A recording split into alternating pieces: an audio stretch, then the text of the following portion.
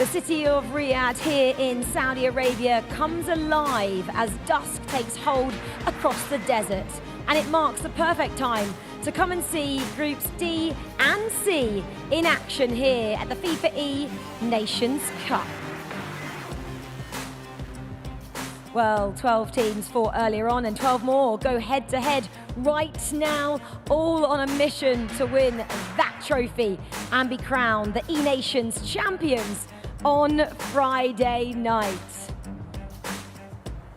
It looks pretty nice, doesn't it? In all its glory there, that trophy. I think Aggie would have liked to have it back in the day, and Richard and Mike, you would have been the perfect duo as well, I believe, to take that. I think you'd have been dancing like the Brazilians. You would have worn the sunglasses, he would have had the dance moves, he would have been going off in the house. And talking of Brazilians, you look like you're wearing Brazilian yellow, no green.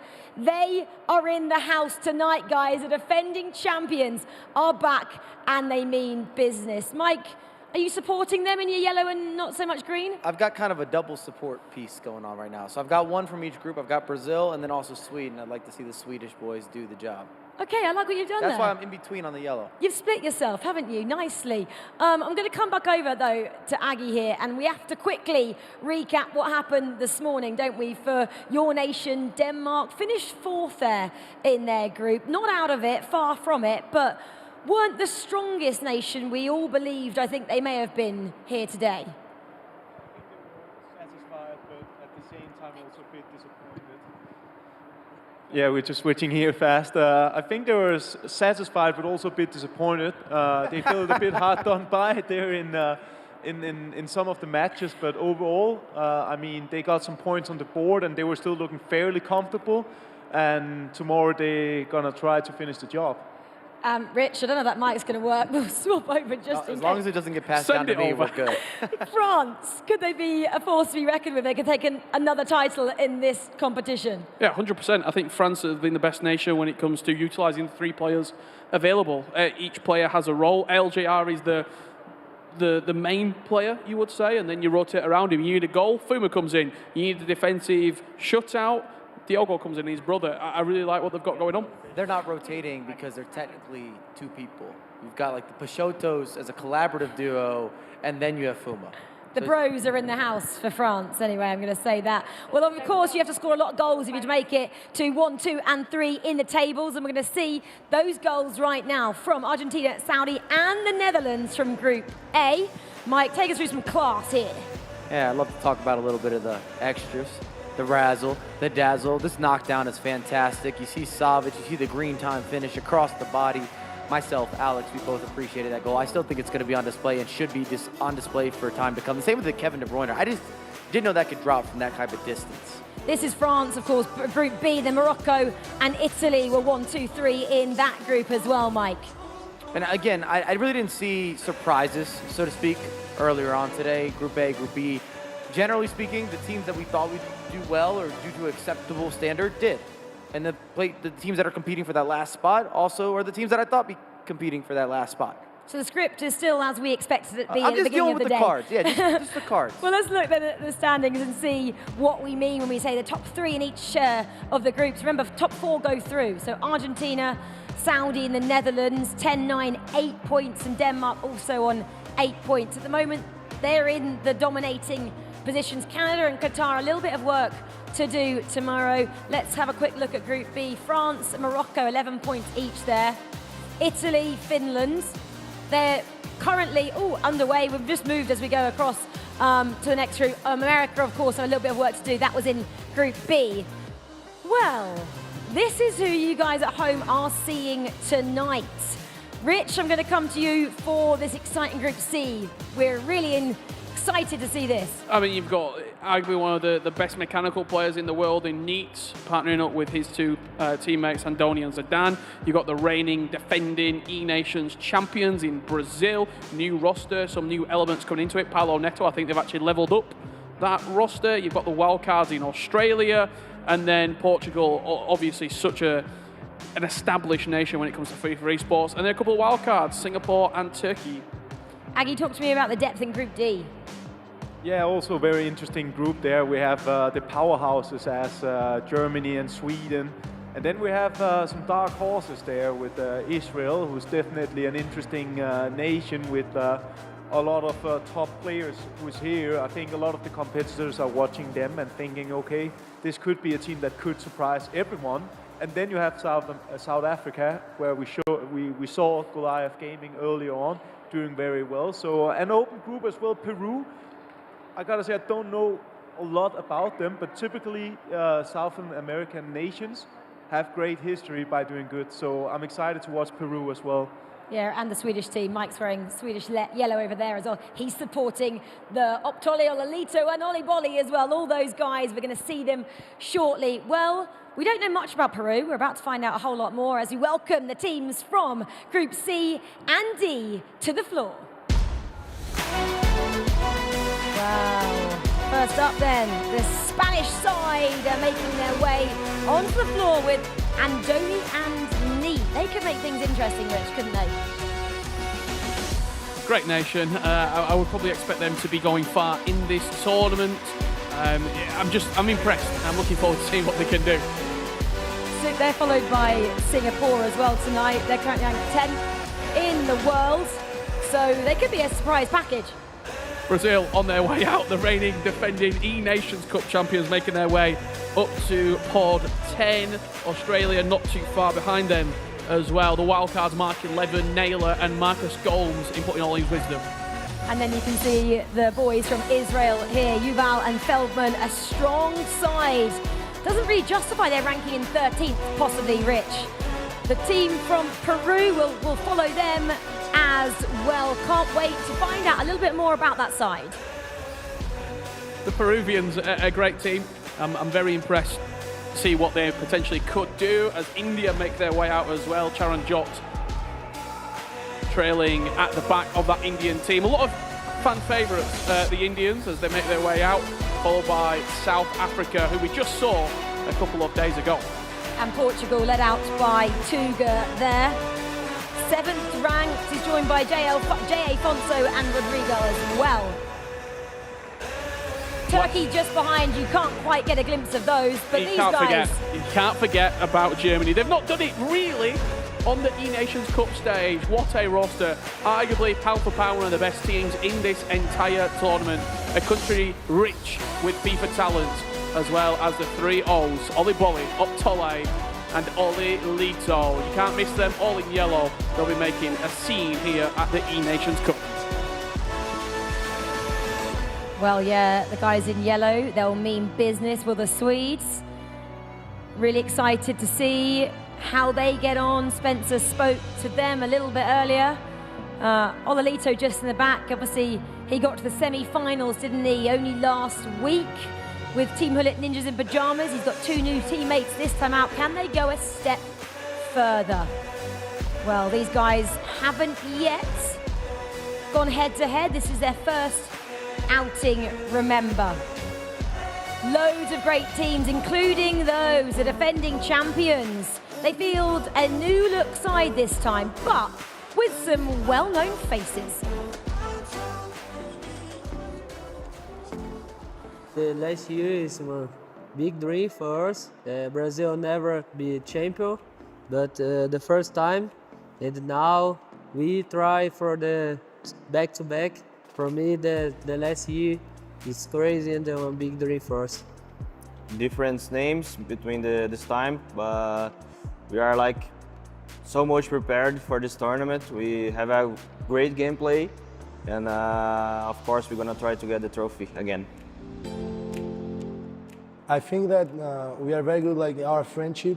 This is very important because I think that everyone has the same mindset of wanting to win, and the team has like the chemistry to win it. So I think that this is very important. And I think that like in the game, some of us, we have like different like abilities or specialities. Like I think that me and Paulo, we are more offensive guys, but Resende is the best on defense. So I think that this is very important, so the team has everything to win it. It's like a dream. Wear this shirt, you know, is really important for us. We represent like all people that live in Brazil. So that's really important, of course, we are really happy to be here. I think that like the other teams, like they underestimate us, so they must be careful because we are coming again to win another year.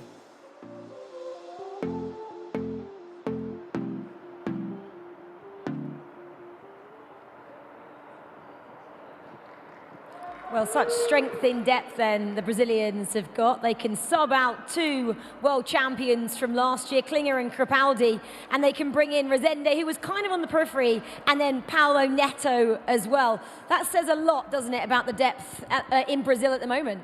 And we're seeing a double dip here as well. You're looking at Ajax with Rezende and PH Zin. You're now carrying that over. And the new addition is Paulo Neto, and I've always viewed him as one of the best in Brazil, if not the best, especially in 1v1 competition. I think he should be here. And I talked to him earlier. They're going to be in a trifecta of rotations. And you get to see a lot of him, of course, in the MLS as well. Well, let's go down to Spencer Owen then. Spen, I believe you are with the German team, and you're probably going to go and chat to him, aren't you? You read my mind, Rachel. Yes, I'm here with the man who was crowned a champion of the FIFA E-Club World Cup 48 hours ago. Has it sunk in? Are you able to move on from that now and start afresh? Of course, I'm not thinking anymore about the Club World Cup. Now it's a new tournament, so I just have to focus on this tournament, and I don't think anymore about the Club World Cup. How will your role change in this team? Obviously, you're playing with a different partner or partners here. Anders is a very specific kind of player. Do you have to play a different way in the German team? Yeah, of course, we play really different. I think we play a little bit slower and not so offensive like me and Anders are playing, but I think I can play in both ways, so we're also really confident with Germany. Best of luck to Uma and the whole German team there. A chance for him to do back-to-back E-championships, and the case of a few days would be unbelievable. Let's not forget E-World Cup champion last year as well. He won't be retaining that this year. I'm going to jump into the Portugal booth quickly, if that's all right. Quick chat with Tuga, if you don't mind. Tuga, obviously I'm sure you're disappointed from the E-Club World Cup a few days ago. You weren't able to retain the trophy, but you've got a chance to win something for Portugal here. I know that would mean a lot to you. Yeah, it would be the perfect tournament for me, to be honest. Be crowned as the world champion, representing Portugal, which is my country, will be probably the best trophy that I will get in my FIFA history. So we are here, we are confident, and hopefully to perform well in the group stage and then the knockouts to get a trophy. I was actually lucky enough to go to the Portuguese National Centre of Football last year, and I went to the trophy room, and alongside all the football trophies, they had one of your esports trophies in there, and I remember I sent you a picture and said, how cool is this? You're on display in the same place that, any trophy that Cristiano Ronaldo might have won would be. Talk to me about how Portugal have supported esports. Yeah, Portugal has done, and especially the Portuguese Federation of Football has helped us as a country, as a community since 2017. We are probably one of the best nations in terms of conditions, of tournaments, intern tournaments, and obviously we are here because of our community, obviously because of the federation, and hopefully we can get them the win and the trophy. Best of luck to the whole Portugal team. I absolutely love it when you see country federations, really get behind esports and help it grow. So shout out to that moment, really, when I saw that trophy in the Portuguese National Football Centre. I thought it was fantastic. More of the same, please, federations. Anyway, on with the FIFA. Thanks, Ben. Well, someone else who's got a bit of a memorabilia in a certain FIFA museum is the man next to Richard Buckley, August Rosemeyer. Of course, Aggie, you've been inducted, haven't you, into the FIFA Hall of Fame, and obviously you did that last year in Copenhagen, but then also you came to Zurich only a couple of weeks ago, and we got to highlight your achievements once again. How special is that, going to the FIFA Museum and seeing yourself recognized? Yeah, that was a great experience for me, and also a little bit overwhelming just to see it. Like, it was a bit surrealistic to see yourself at the museum, but it also makes you happy, and it brings a lot of nostalgic memories, and I think we will see loads of these talented players and clubs at the museum in the future. Yeah, absolutely. It's a massive accolade, isn't it, for them to be just really honoured by their federations and by FIFA as well. And we noticed, didn't we, behind the Portugal team, Francisco Cruz was there as well, and he also got inducted into the Hall of Fame at the same time, actually, a couple of weeks ago when we were in Zurich.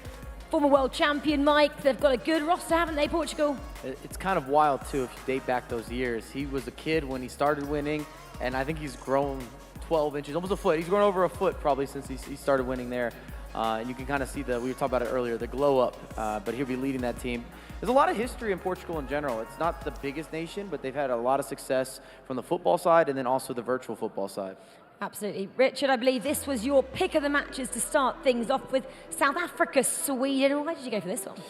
I mean, Sweden are mechanically one of the best nations in FIFA esports when you look at the quality they've got. On the other side of it, South Africa, we saw this exact team last week. with Goliath Gaming. They made a quarter-final, exceeded all expectation. No one had them going to the quarter-final.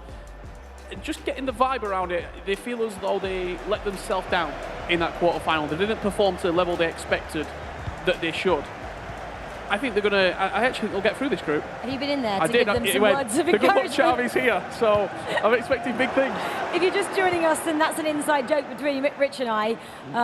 The South Africans last week said Richard Buckley was their good luck charm. So pressure's on, Rich. That's all I'm going to say. Pressure is on. Can I get a couple things on the record just before everything unfolds? First off, Group C is going to be the most interesting group, the most dramatic group, the most dynamic group of all the groups. All right, I want that on the record. And then Group D, Brandon said he thought it was going to get the shaking and bacon. Maybe he used different words than that, but you got what I'm saying. I don't think so. I think it's very clear cut that it'll be Israel, South Africa, Germany, and Sweden to be the top 4 in that group. Now that that's on the record, you can come at me later, but at least it's been stated. Clip that up, Mike. Yeah, Put it out on socials. I don't like when it's backtracked. People say, I said it was going to happen. It's like, I didn't hear you. Now it's been told. He's finished. He's finished there, Rich. We can start now. He has finished. I had to get that out. And sticking up with the Mike Lobel prediction was an early goal.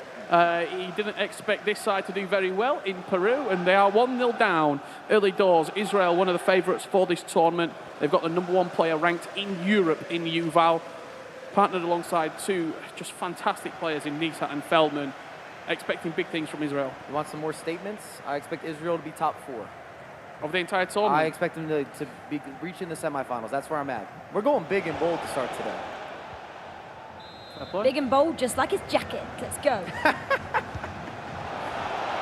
Speaking of yellow, back on board with Sweden as they try and penetrate this South Africa defence. Doing well to hold firm. Aga, before we get underway and before things get hectic, I've got a question about Scandinavia in particular. We saw Denmark earlier today. Is there a little bit of internal competition within Scandinavia as well to be the best nation? Like, does Sweden and Denmark have a little bit of like, we want to be better than each other? Definitely. I mean, I can say that Denmark and Sweden's been having the biggest rivalry in Scandinavia. As we jump over then to have a look and see what the German side looked like with a newly crowned world champion. Well, that's what they look like there, Mike. Way too much space. Didn't even need the skill move. Stepped into space, green, time, finish, 1-0. Whenever I see Turkey playing FIFA esports, just reminds me back to England getting knocked out. As they go 1-0 up, as they jump on board. Perfect timing with a penalty to Sweden. Good save from South Africa. We got to remind people as well, we saw South Africa, the same team, basically in action with Goliath Gaming. They're now representing the national team. They're dangerous. They are clearly a dark horse, and they've already have success on this stage. Most teams can't say that are here in action. You've seen some intersects, some different players that have had to make some trades, maybe with different partnerships, but here we have an identical partnership that already has had a successful run. They also get the 10% buff with the Richard Buckley good luck. So it's factual. Aggie, massive advantage for the South Africans, already been partnered up with the same duo last week and then coming back here again this week. Yeah, I think it would definitely be an advantage if you experienced this before. As we've also been speaking about, the same goes for Brazil, who is also keeping the same duo, as for now at least. It definitely plays a part that you've been here, you've been sitting here together, and you had some experiences, whether it's good or bad. And Do you like that one? as we could see there, loads of goal coming in. Again, another team that I think can cause some major problems is Australia. We've seen those guys in action, seen them on the big stage. I'm telling you, Group C is where you want to be. Maybe you don't want to play in it, but in terms of viewership potential of a lot of mix and match and upsets and dramatic moments and roller coasters, I really feel that's the group. I mean, even in Group C, you have the unknown quantity that is Singapore. That you don't really, they're not one of the 5 nations, when you look at Spain, Brazil, Australia, Portugal, Turkey, that you put in there. They're on the periphery. However, they are a great side in their own right, and they're taking on Spain here, and there has been an early goal, and it's gone to Singapore in this matchup. On cue. On cue. I'm telling you, Group C is the place that a lot of things are going to be moving and debating and discussing, and it's going to be very unpredictable. That's the word you like using. We'll roll with that word, Rich. Do you think one of Spain, Brazil, Portugal goes out in Group C? Do you think we got a big shock? Australia and Turkey. What do you think about that? Australia and Turkey in this group as well, and it's a back and forth affair. Turkey now leading 2-1. Mike LaBelle. Yes. I think someone goes. And we're going to use the game that you love so much, and I can't wait for it. It's going to come into play a lot more tomorrow. But what word am I missing here, Rich? Is it the permutations? Oh, the permutations. That's right. Well, it's a bit of an upset as well with the game we looked at earlier when Germany got an early goal there. The side from India have got themselves right back in it, which is so great to see. I want to see India have success. They struggled last time that we saw them in action. We spent a lot of time with them in that online period, getting to know a lot of their players, their talent, the development of that talent, because it was new to competitive esports. And for most, we didn't realize there was as much going on there. Absolutely. In terms of the level of competition and the amount of competitors that were at this high tier or this upper tier. Aggie, what do you know about the team from India? Got to be honest, not a lot. I met them as well last year in Copenhagen, and I've obviously been following them throughout the season. And I mean, it was very nice guys, very likable and very willing to learn, it seems, and to follow their progress has been very interesting. And I, as Mike says, I hope they will proceed in this competition. I would like to see that underdog story. As we're just going to half-time here, after speaking to a few of the players in this tournament, nations like India, Singapore, we looked at Peru, who are going to be in action. This morning, Qatar, I had a great chat with A.A. Megasib, Malaysia. There's a lot of nations that don't get opportunities, and this is the biggest opportunity of arguably their FIFA career.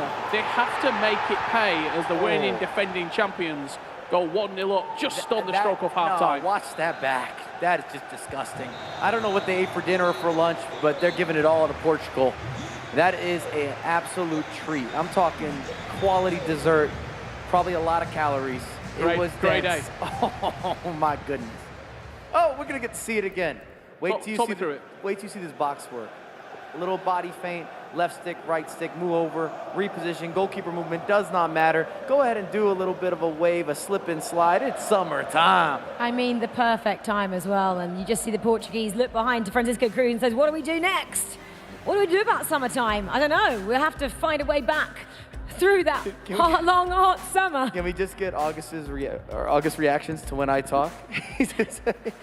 We're not coming on camera for that reason, actually. Right, let's get back into the second half then. South Africa, Sweden. No one's broken this deadlock just yet. Mike, you need to get yourself down there, wave your shirt around, and see if it spices things up a little bit. I had a brunch with the Swedes, so we've already discussed, we've talked about it, we've gone over different things. I told them this is the closest I get to supporting right here. You see the big yellow is out in full effect. Give me something to cheer about. What did the big yellow have for brunch? Well, I had a sandwich. Okay. It was kind of off-brand for brunch, but that's what I had. The chicken club. Just want to note, it looks like Ololito is sitting behind. Aggie, I mean, Mike, you can answer this one as well. Aggie, is that because they're giving a little bit of a rest after what he did last week? I don't think so. I mean, we saw this lineup as well in Copenhagen. I think they're rotating. I think their chemistry is very, very solid.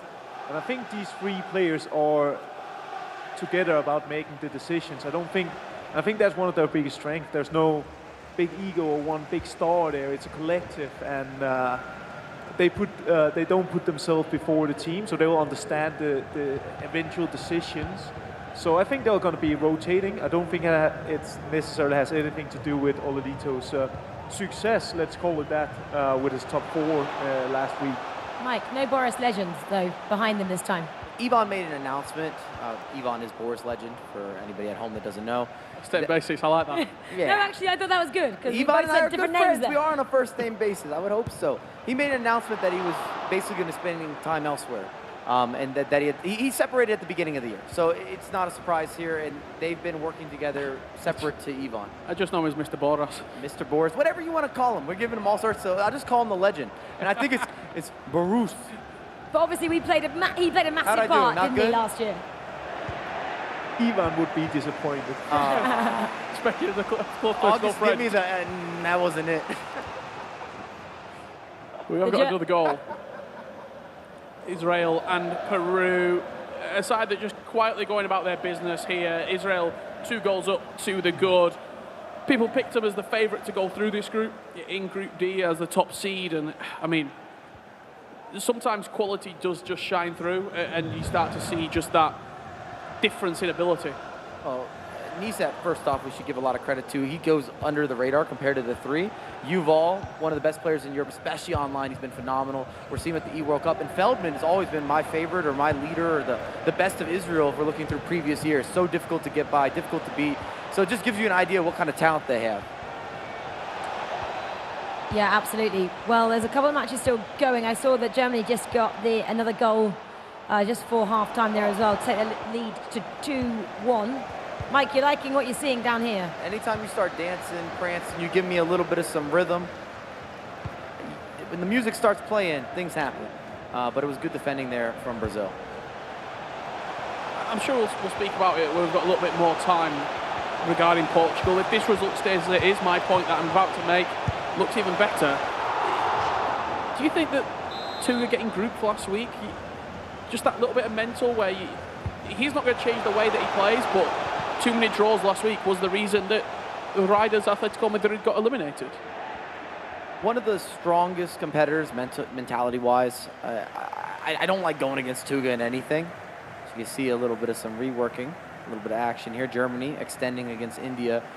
But at the end of the day, we're all human, and surely, because these are back-to-back events, you don't get a lot of time in between these events. That's got to sit with Tuga a little bit. He's got to be disappointed. He's definitely emotional from E-Club. That was their title that they probably expected to make a run for a chance at going back-to-back. I talked to him before he got into action with the E-Club. So I don't want to use the word humbling because I always feel like Tuga is very humble. He's very professional, but I think he's probably surprised to not get that result. Him and Indonesia as a team have shown so much success together, and it did not come together due to the draw. But then having success with your nation, maybe it's even more special if he could do it this week, Aggie. Yeah, we heard Tuga speaking about it, that it would be arguably the biggest achievement for him to achieve this together with his country, Portugal.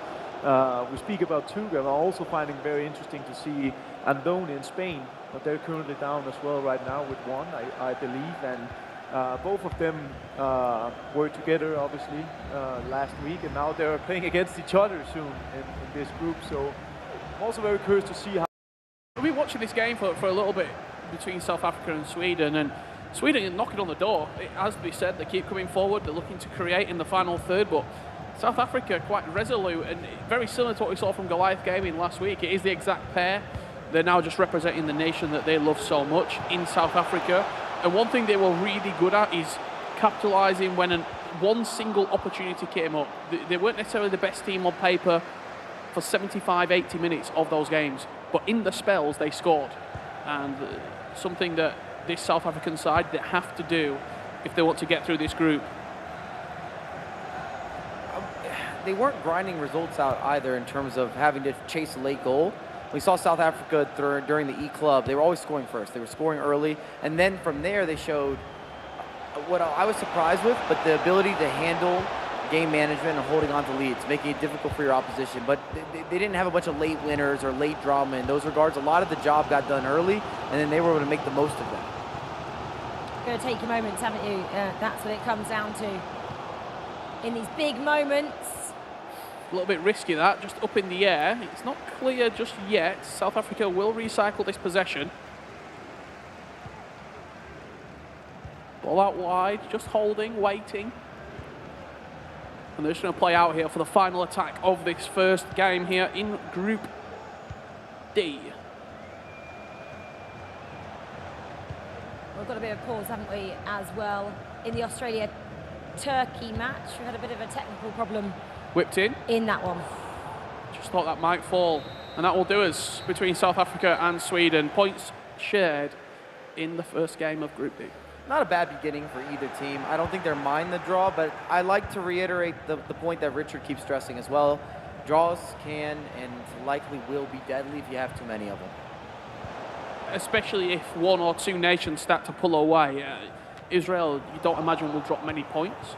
just given the quality that they possess. If they can start to pick up sort of 6, 9, 12, we've not seen anyone get 15 from 15 in a session yet.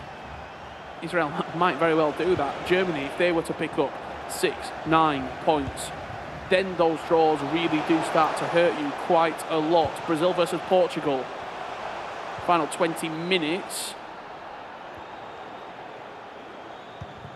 Anyone surprised, Mike Agger, that Brazil obviously won it last year and then changed the team so drastically this year? Oh, they should be converting. Sorry, I was holding off for just a moment there. I don't think it's that big of a surprise that we're seeing PH in the likes of Resende, just because they're already working together with Ajax. Maybe a bigger surprise, even though I rate him so much and I give him so many compliments and superlatives, is Palinetto coming in, especially considering that you have a couple players that won the world title, they won the world championship. You're saying E Nations, at least somebody got to be there. We got to take 2 out of 3. You're in the team. Denmark won it the year before. The year after, only 1 out of the 3 is still in the team. You get dropped. You annoyed by that, or can you see the why it's happened? August, you'd be annoyed. Yeah, You're the one that gets dropped off the 2 out of 3. You're the 1 out of 3 is all they took.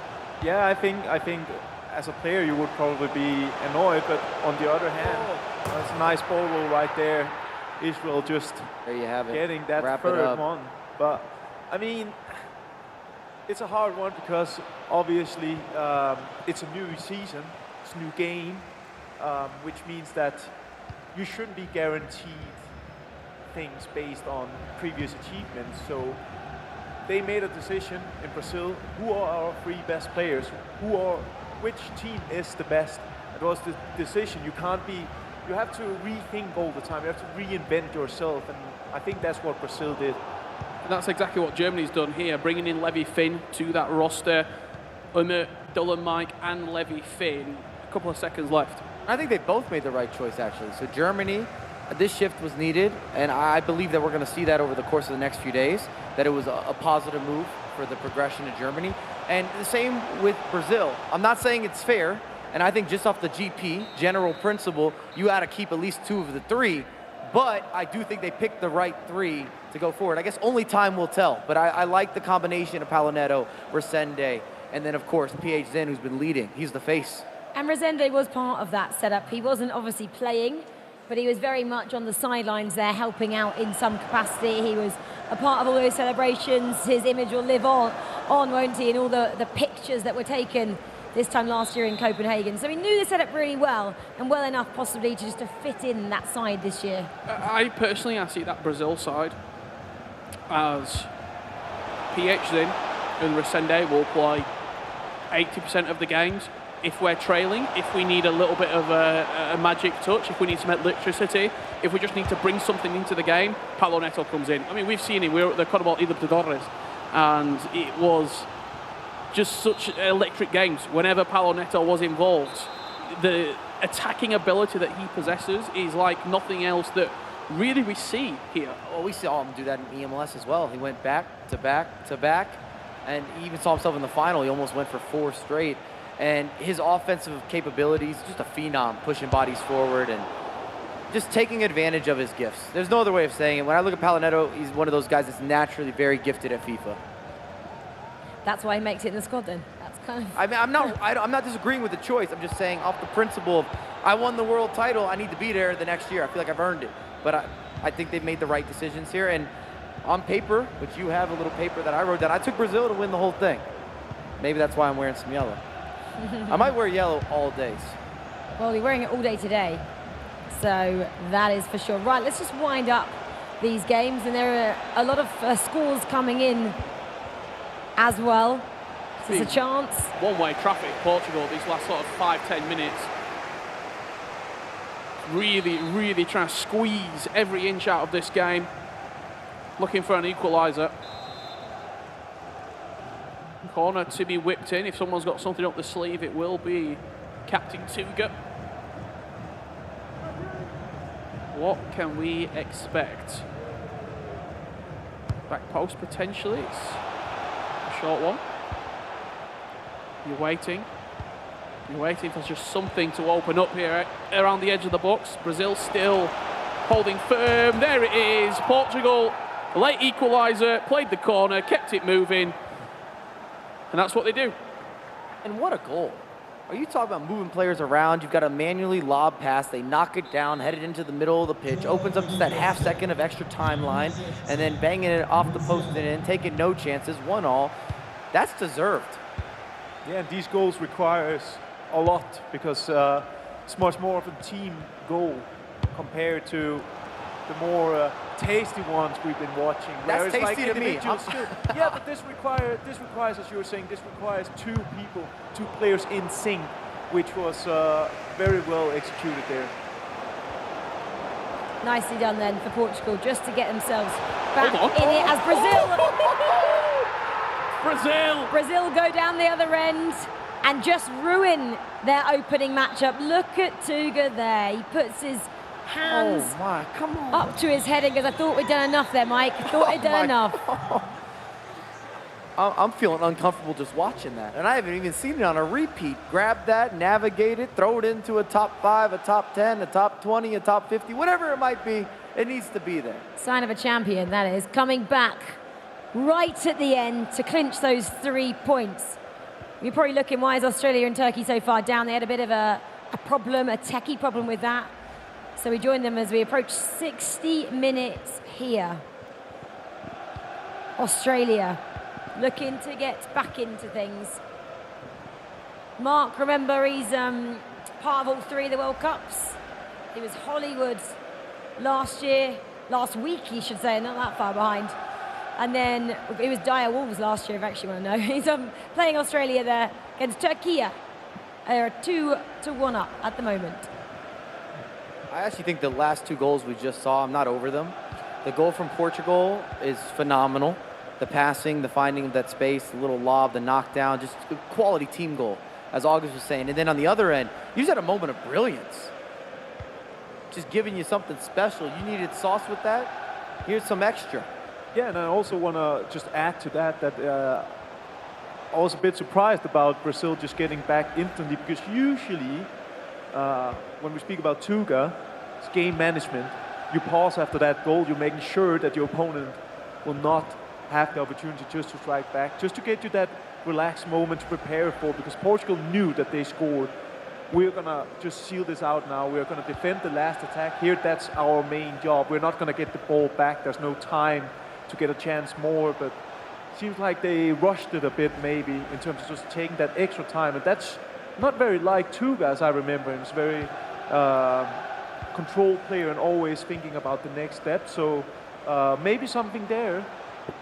Rushing it because he desperately wants it, Mike. Possibly, we heard him. He wants this one. This is important to him this year. I think we've seen Tuga have to deal with more adversity than some of the previous years. He's always been a guy that wins the 50-50s, very similar to a Nicholas. We talk about game management, controlling matches. He's got that same gene. He's cut from the same cloth, but we have seen him struggle a little bit last week, and it's very early today, but we're not used to seeing them give up those late goals. One leg just doesn't suit him. I think it sounds really simple, but that's 2-1 after the first leg. He goes into the second leg, and he has a complete new 90 minutes to win the match.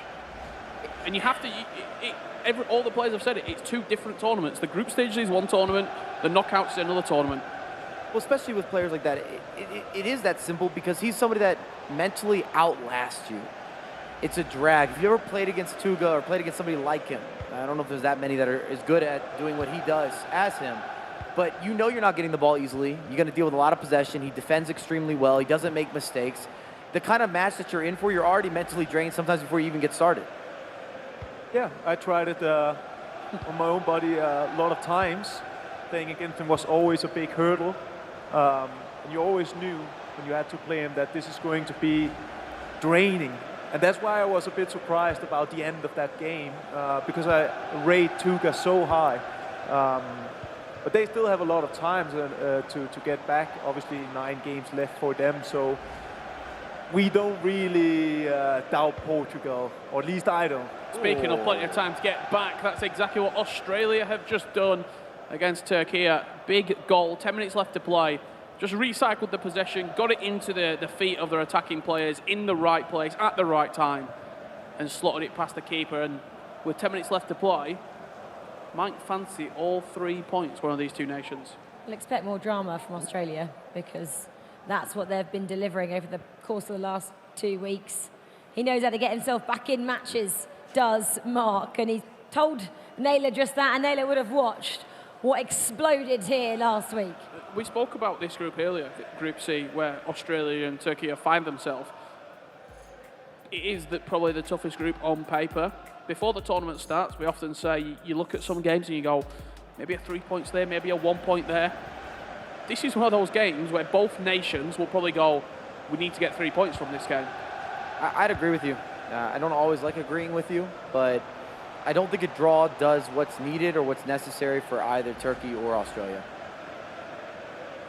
For the first time in a while, I have to disagree a little bit. I mean, I agree with a lot of what you're saying, but I just feel like when you're playing that first match of the day, you're willing to compensate, because most importantly is that you get your grip going, you're getting the feeling.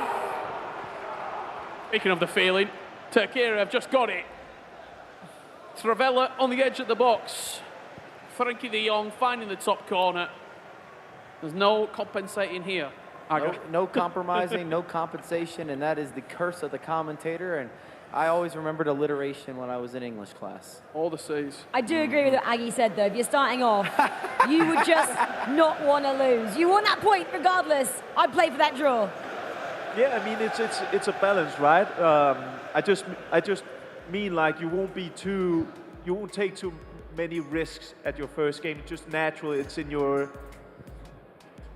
identity almost, I'll say. Obviously, it changes from player to player, but I just mainly think generally that's what you're thinking. I'm picking up what he's putting down. I was that cautious sports person. Yeah, maybe we're Mike just Lavelle. risk takers. It's more about the match, and yeah, maybe we are, but it's more about that matchup where I'm saying you need a win out of there. I just threw a pen and a card, but I think in that matchup you need more than the draw, basically. Because if it was against a different opposition, I'd have a different opinion. For example, if you're Brazil going up against Portugal, that first game that we just saw, if that ended in a draw, I think that's okay for both of them. However, Brazil had a little extra flair. They saw the yellow. They said, Mike, I got you covered. Well, we've got 6 minutes left to play here. Frankie de Jong with a beautiful strike, it has to be said. Travella sailing over the top of the crossbar, and Australia will find themselves marooned at the bottom of the table after this first round of fixtures, unless they fancy doing something pretty special, it has to be said. They come forward, not long left as Turkey have just turn over possession, and with, 2.5 minutes left to play, you probably think they have just about done enough. However, no. Looks to me that this possession will be switched over, and into the corner flag they go. Unless we fancy one more chance, whip to the back post, extra touch. Game still on. Game off. Turkey then take that one 3-2 over Australia, and 3 big points in their back pocket to start off their campaign here today. Well, all the matches now are finished because we're waiting for that one. And Sven is down there about to chat to the South African duo who just got that draw over Sweden. Sven? Yes, indeed, Rachel. We spoke last week, didn't we? And you said you were it was a big moment. You've been waiting to have these interviews and to be on this big stage when you're representing Goliath, of course. Do you feel like you've settled in and you kind of got confidence from last week taking it into E-Nations?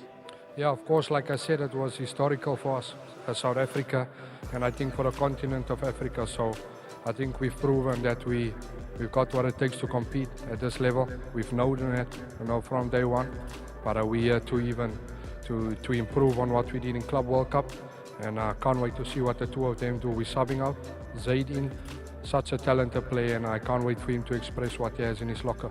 Great to see the whole squad being used. A first game against Sweden, a draw is not a bad result. Sweden, obviously, with a very strong team. What does success look like for South Africa at E-Nations?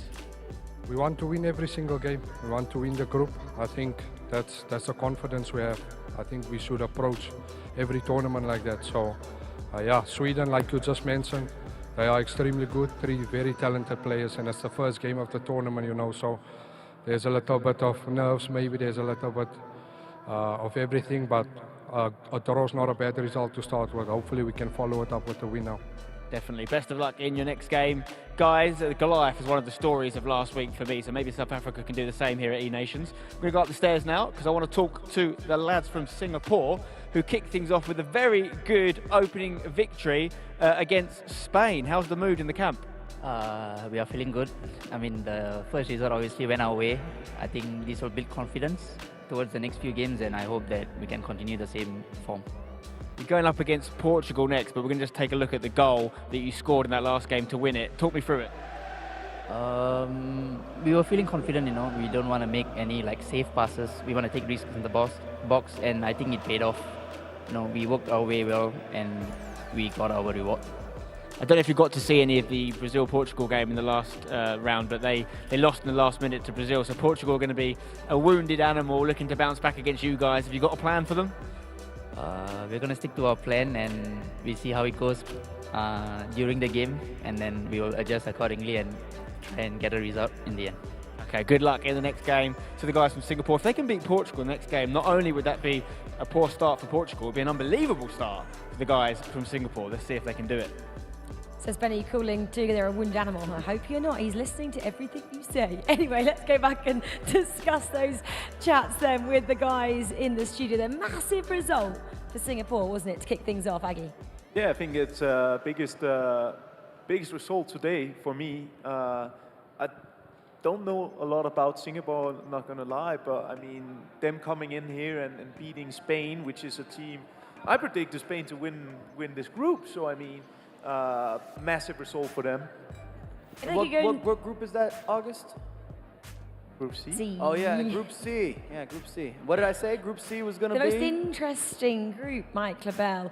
But if Most interesting man alive, most interesting group. Oh, I beg to differ. Anyway, let's go Wait across. till I grow a beard, watch out. If Singapore were then to go and defeat another European powerhouse in the form of Portugal, that would be one of the biggest statements we've seen so far in this opening kind of round of fixtures. And you can do a lot in day one where you don't have to chase day two. And we've seen that with the E Club. A lot of teams weren't able to rise to the occasion, get the job done in day two because they had too much pressure from being lackluster, being a little suspect in day one.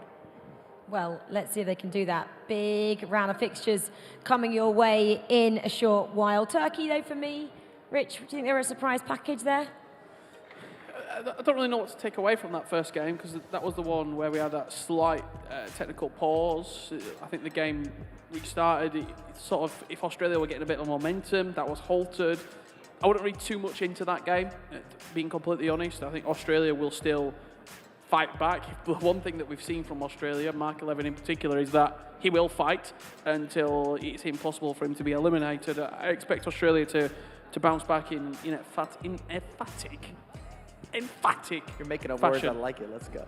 And Israel, we all suspected they'd be a dominant force. 4-0 over Peru was just a statement we'd expect from that team. For me, yes, clearly. I'm obviously a fanboy.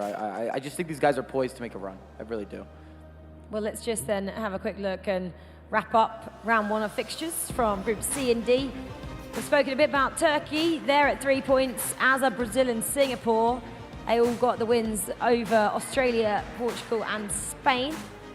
And then in Group D, Israel, Mike was expecting a lot from there. They got their 3 points, 4-0 over Peru, who sit bottom of the pile.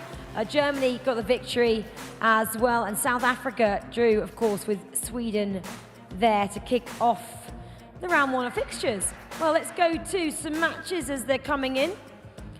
We're going to go to our main game, Australia, Brazil. Australia are looking to fight back, and Brazil are in action here, the defending champions. We're getting a chance to see how this new pairing, this new trio looks this year after changing things up. We had a big discussion about that on the couch, and they're underway now after their first round win over that Portuguese side. Right, let's see how they get on then. Finding their feet here are the Brazilians. Ooh, statement early on. Big statement there, Mike. Relatively direct. breaks through, not the best defending, a lot of time to work with. Again, take a moment, look at the goalkeeper, line it up, green time finish across the body. It's what I would expect from Brazil, 1-0 in the 5th. Yeah, it's a really, really strong start from Brazil, it has to be said. Not many people backed them to go and defend their title, but what we've seen so far, resolute, getting that late goal, starting strong here. They didn't have a great group stages last year. I seem to remember on day 1 they were quite poor. Day 2 they got enough points to get through, and then in the knockouts just kept the ball rolling, eclipsing in a wonderful, wonderful final against Poland with a last-minute winner. Yeah, I believe they only won 1 game on the first day. They came back and won 4 on day 2 there. So it shows you don't have to be perfect when you just come out the blocks. Brazil are being quite good so far, better than last year for sure. And again, that just cements that statement they've picked the right team. On the other side, for Australia, you've just lost the last game. You come into this match here. Of that Australian roster, Marcus Gomes is present. However, I went up to the booth just beforehand and said, is there going to third player or coach? You were like, yeah, more coach. So it's going to be these two, Naylor and Mark 11, who are representing Australia. Well, they need to try and turn this around. Yeah, we've got a big goal though, haven't we, for a team who had a bit of disappointment in their first fixture, and that's the Portuguese side. They have come out firing then against Singapore, who, again, got that big win over Spain. Yeah, just the power of a shot right there from Portugal. And the start you want to get after that end to their first match. And also wondered a bit, I haven't been in the situation myself, but the thing is, like, would you prefer as a player, to you, Mike, and I think it's an open discussion, would you prefer as a player being in the team, knowing that you're going to play the entire competition, as we spoke about Australia with Marcus Gomes probably not going to play, so you know, regardless if I made a mistake, it gives you this security that you just play, you will not be punished, so to speak, you will not get subbed. Or would you prefer to have that pressure on you, knowing that you have to perform, otherwise you could be substituted? I'm going to use some odd descriptive words here, but if you're a cuspy player, so you're on the cusp, but I'm saying like you could be rotational with the third player, like you guys could share time, I would rather know what the plan is going into it. I'd like to know if my spot is solidified, it's certified, we're working towards that, this is what we believe in, unless maybe there's some sort of disaster and you have to make a change because it's not working whatsoever. But for me, I think I prefer to be like that if that's the situation, scenario, and there's a lot of what ifs and permutations that we could include into this debate. Mike always likes to know what's coming his way though, don't you, Mike? You like to have a bit of a plan. Correct. I feel, as a person Yeah. and as a player. Whereas some people, they might just, not really, or some teams might not have that plan, but then realize it's not really about the team, it's about the country they're representing. So we're going to throw the kitchen sink at it to get a result for our country. Give me the kitchen sink. This is the reality. He'll hate being thrown the kitchen sink at him. No, this is the reality. Winners have a plan. Whether you're on the individual level, you're in a 2v2, you can't just free flow this. You want to win a competition, these guys take it way too serious. There's too much being invested. Was we have nearly a goal there. There's too much being invested. Ooh. Oh, post being the best friend. Too many partnerships. You're putting too much time to leave it up to chance. To come into a competition and just say, well, we're just going to go with what happens. That's not going to work. We had some cheers around here in the arena, and that's because a bit of a moment for a team who doubled their lead there, Rich. We've only, out of all the games, we've only got 2 games with goals at this current moment, and Portugal have 2 of the 3 goals. They double their lead against Singapore, simple cutback, slotted into the far right corner, and an instant turnaround after their disappointing opening match against Brazil. That's one of those matches when you look at Group C, Portugal versus Singapore. If Portugal want to progress, unfortunately, they probably have to pick up 3 points against Singapore here. And it's reassuring if there's a critique, because I talked to Tuga a lot and Doni, and I keep dating back to the E-Club because I think it's important here as a previous measurable. They did everything right but score goals. They weren't offensively gifted and talented. Yeah, they weren't good. Everywhere else was good. The possession was there. Defending was there. And it allowed them to still stay competitive. Credit to them. But the fact that they've scored a couple goals here, I know it's a different partnership. I think it's super important and super reassuring. If you're a fan of Portugal, you're a fan of Tuga, this is good to see that they're able to slot a few back. And they might even add to it. It's only the 30th minute.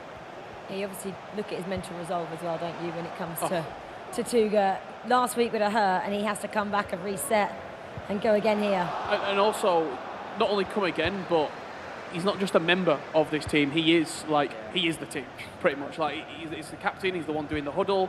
He is the team spirit, everything, what you want to call it, captain, manager, leader, legend of this Portuguese side.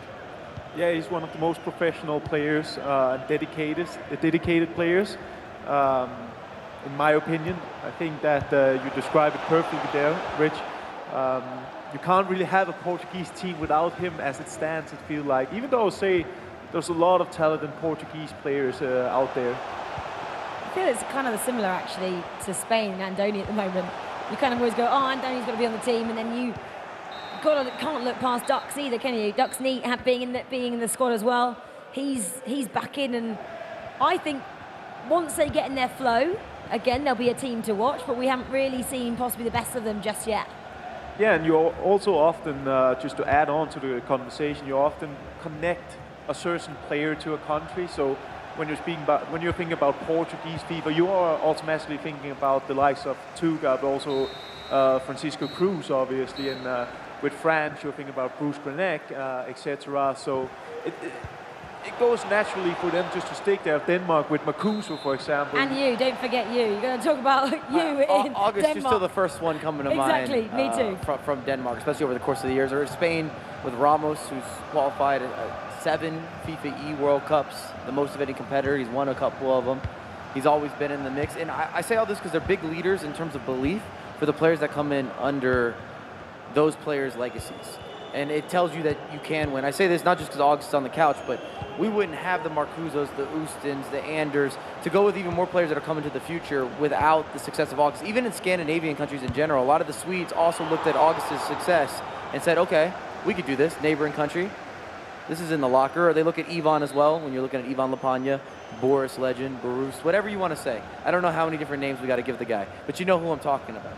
Yeah, now Ponce Ramos was another player like Aggie who got inducted only a couple of weeks ago into that Hall of Fame. So real trailblazers for their countries in terms of FIFA, and that's why we see the depth that we do in countries like Spain, Portugal and Denmark. Yeah, some games at the minute very un-trailblazing. Group D, no goals so far, 3 0-0s. And we are deep into the second half as well, as we just hit half-time there in our featured game, featuring Portugal, Australia and Brazil, 1-0 to the Brazilians. So I got my eyes focused on different things that are happening. We got a lot of screens. Israel should have had the opener. They went for a cheeky chip at the end of it, but boy, was it something silky sweet. I mean, split the defense, call your mother, call your father. Everybody needs a notification of what could have went down. I feel India are doing a great job at the moment of keeping South Africa in a draw there. They lost their opening round as we see a goal go in. Richard, you just teed that one up nice. He had no goals in Group D. We find our first one. Yeah, Israel scored 4 in their opening game. However, they find themselves 1-0 down to Sweden here. 51 minutes on the clock. The Scandinavian superstars goal. 1 goal to the good.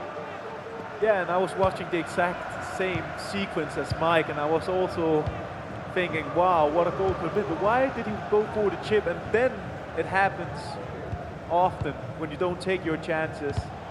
Your opponent runs down and scores, and that's what Sweden did. And such a strong collective. I would never go against Sweden coming far in a FIFA competition. I mean, they're so solid, all 3 of them, and the chemistry is top. To your point earlier, you talked about how humble they are and how they work together as a group.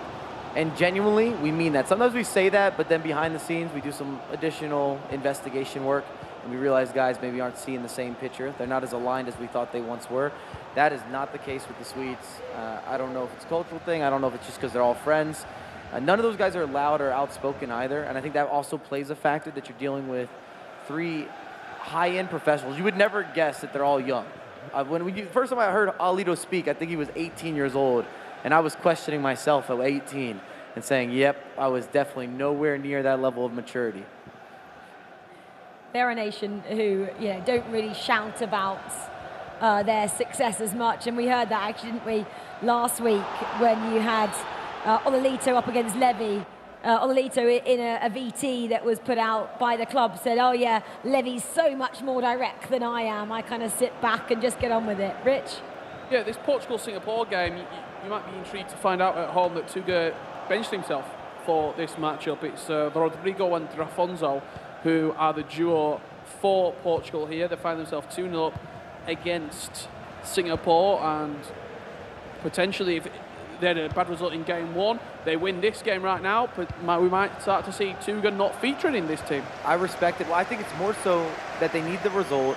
And again, we're going to date back to the same point, the same narrative that I've kind of been talking about. Tuga struggled offensively. So put your guys that are going to give you more goals against a team that should give you some opportunities with Singapore. That's exactly what they've done. Yeah, maybe also it is to you have a two-goal lead as it stands. You're feeling comfortable enough to activate your third player, let him feel the virtual pitch and the environment here. I was going to jump back to the Australia-Brazil game, which is our feature matchup. I thought Australia were on a bit of a charge there, Mike, but as the Brazilians do so well, they stop that, as we do see a equaliser over between Sweden and Israel. Let's just jump in and bring that goal to you. Yeah, this is Yuval and Nisat for Israel at the near post. Just a little bit of a mess. Find the deflection, find the rebound, find the goal. 1-1 between Sweden and Israel. Turkey and Spain underway as well, and that was a goal for Turkey. Spain potentially going 0-2 from their opening 2 matches. What did I say at the beginning of the show? You put me on the spot, Rich. I just like making sure everything's on record. It's been a long show. What did you say? All right. Well, we talked about how you said Spain, Brazil, Portugal, are they all going through or somebody going home? I said, I don't think they're all going through. I'm not saying that's going to be Spain, but I'm sticking strong to that statement. Well, Brazil will undoubtedly going through if they carry on this form. This will be 6 points from 6, 2 wins out of 2, and the reigning defending champions, maybe with a chip on their shoulder to keep hold of their title. Massive start for them. As we speak about them, and we spoke about Spain, Turkey, that's also the start you want to have. I mean, and looking at that Spain-Turkey game as well, Spain struggling to score a goal, Mike. Didn't score in the opening matchup, and they might just score here. Not quite. It's got to be said, if you're a fan of Turkey as well, this would be huge. 6 points out of 6 points. Less than 10 minutes left to see it out against Spain. We'll get back to that game. We've just had a massive goal. Australia 1-1 against the champs. 5 minutes left to 10 minutes left to play, sorry. We gave out too many compliments, Rich. In that matchup, Australia, I said they had to rebound, and they had to rebound fast. They don't want to be in a similar predicament to the Club World Cup with Team Hollywood. They want to get those points on the board ASAP, and we can see this goal as it happened right now. Cut inside, extra pass, fired past the goalkeeper. Nothing he can do about it whatsoever. And Australia find themselves back in the game. We have a penalty happening as well. We'll show you that in a few moments' time, because that definitely changed things up in the matchup where it was included. We'll just see if anything happens here. No, let's go over to see that massive, massive moment here. And this was where the penalty was awarded for. Just a little bit harsh, a little bit of a kerfuffle, you might say. I have no idea what that word is. You don't need to know. Inside the box as South Africa and India. It was India, Penenka down the middle. Barely any time in that game left. Rich looked at me to co-sign a kerfuffle, or whatever he said. Scuffle. Scuffle? Kerfuffle? Kerfuffle, what did you say? I'll tell you, what are we doing right now? What are we doing today? That's not a word. Please tell me that's not a word. We say that's Is it a word? Kerfuffle? No. You should just focus on the game. You can't tell me you're using that in your day-to-day. I refuse to believe it. A kerfuffle is a word. We use it in the UK. What does that mean? Shall I find the actual definition? Yeah, hit me with the Wikipedia. What is this? Well, I can tell you, there's 4 Just minutes left to play. kerfuffling around. Let's go. A commotion or a fuss. A commotion in the box. There you Penalty go. caused a commotion. Clear kerfuffle. He's going to use that now. He just added that to his thesaurus in his brain. Right, let's carry on. Australia, Brazil. This is, so close between these two. Right. 1 point each, it looks like. And look, draws, if this tournament continues the way it is and points become premium, they'll do you nothing. They'll be as useful as a bag of rats by the end of the tournament. Well, big change around for a couple of these teams here. Spain still can't get off the mark. And it looks like this Indian side, Massive South 3 Africa points. have the last attack here though, Rich, it looks like. They can just keep hold of these 3 points. It would be big. We will get one more chance here, South Africa. A reversal has to go inside the box. Oh, that was lucky. Just wide of the post. Corner comes in. Let's see what they've got here. If it goes out for another corner, the ref will ball full time. Recycling possession, can't go too far back. And India do win the ball back. 3 points for India on the board. South Africa will say that's a couple of points gone begging there. It's different for South Africa. They're now in a new position where they're playing as a favorite. Going into that matchup, we would have said South Africa should beat India because we now have a little more expectation. Remember, they came in before as the underdog, under the radar, house money, free money. Nobody's expecting to progress from the group, and sometimes that gives you a little bit of advantage. You come out, you push a tempo, and you get that extra action. Well, I think there's one match still going, and that is Portugal. There, we're watching it on our screens. They're still leading Singapore 2-0. Still about 10 minutes left for this one. A lot of time left to still be played. Yeah, Singapore just trying here to see if they can get back, but as it stands, it's Portugal who's still attacking. Close to a third one there. I think Petr Cech looks even more ridiculous as a winger, just on a side note. He moves so well. I can't say anything but all sorts of superlatives that I'm going to attach to that item. And he was a fantastic value. If you completed the SBC, then I'm sure you're on board with me. Look at Petr Cech again. Taking space, taking names, doing what he does best. He could genuinely play about 6 different positions as well. I've seen teams using him on the wing, in centre mid, as a 4-3-2-1, as that attacking central midfield player. It's just mind-blowing that he's so good. It has to be said. Floated to the back post. We talk about him, and he delivers. Petr Cech. Oh, come on, and he headbutts the corner flag. Let's go. A helmet made of gold. Yeah, an interesting aspect. We also saw Milinkovic-Savic being very strong box-to-box centre mid for Leipzig, I believe it was, and also other teams as well. And we also spoke about, at least Mike, you mentioned Group C would be really tight. This result makes it even more even. But also Group D, I mean, teams are beating each other, teams are drawing. We saw Peru as well, getting a point against Germany. So, I mean, both groups seem quite open. Time will tell. I still find it hard to believe in Group D that we're not going to have Israel, Germany, and Sweden kind of leading that group. Maybe that 4th spot opens up a little bit, which would be different than what I said earlier on. I thought it'd be a very clear cut with South Africa kind of leading that role, but we'll see. Time will tell. We still got a lot of games. Yeah, we just saw an upset, didn't we? Between South Africa and India. India winning that matchup there.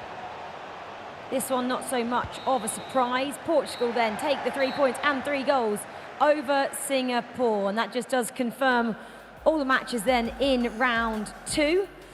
Well, let's head over to Spencer then. He's up at the top of the arena with the Brazilian duo. Are they going to be partying at the end of the 4 days here, Spen? Have they got any dances planned? I'd love to hear a bit about I guess what they're going to bring this year. Glasses? What have they got? Well, I think we'll have to wait to the 4th day to find out about that one. But they are the reigning champs, of course, Rachel. I'm here with the man who masterminded the victory this time last year. Obviously, you must be very proud still of your achievements, but this is a new year.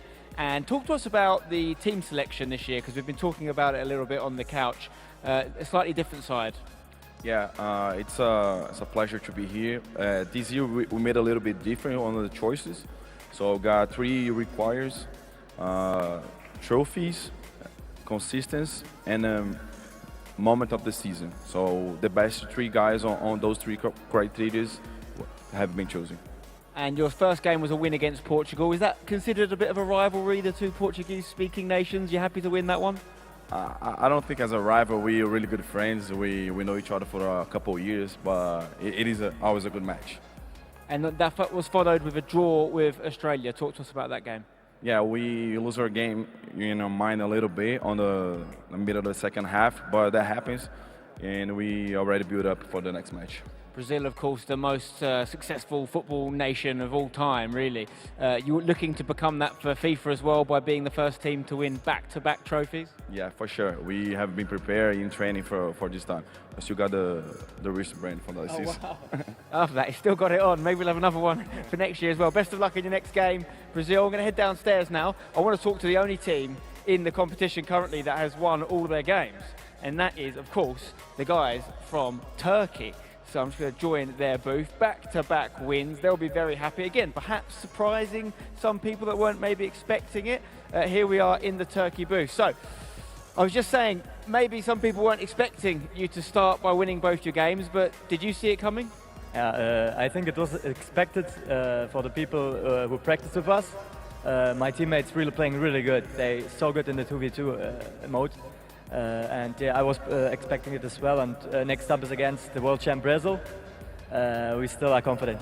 What a game that is going to be. Huge game for both teams, both unbeaten so far. Do you see yourself as a potential favourite to win the group now and maybe even win the tournament? Yeah, for sure. After the game against Spain, I just saw that my teammates really are one of the best here right now. And yeah, I think we are one of the favourites. Just saw your goal there against Spain. Spain with back-to-back losses. So, listen, the group's wide open. Talk to us about your team. How was it put together? You mean about the players? Yes. We just built... all teams are similar, I think. But our right and left back are a bit different. We really need Frankie de Jong for the right back. He's really important for us. Okay, Frankie de Jong, key player for Turkey. Listen, it's a very happy camp here. 2 wins back-to-back. Let's see if they can make it 3 in the next matchup. Back to you, Rachel. Thank you very much, Spen. Yeah, big match next for Turkey. They are taking on Brazil.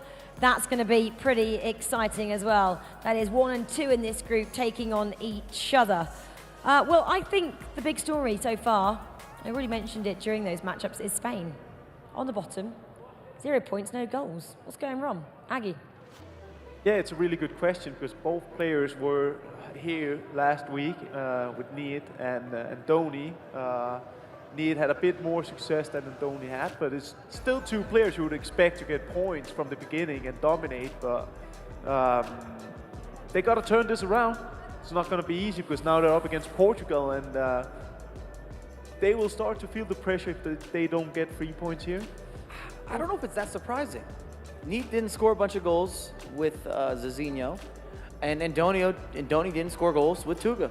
And Neat knocks Andoni out, basically. Yeah, and we watched this days ago. They both struggled with scoring there. If there's one critique for both of those teams, even though, of course, with Ducks they had more success, they weren't scoring a bunch of goals. How much do they play together, Rich? Do they play a lot together? There's one thing that's different from Andoni last week, from Neat.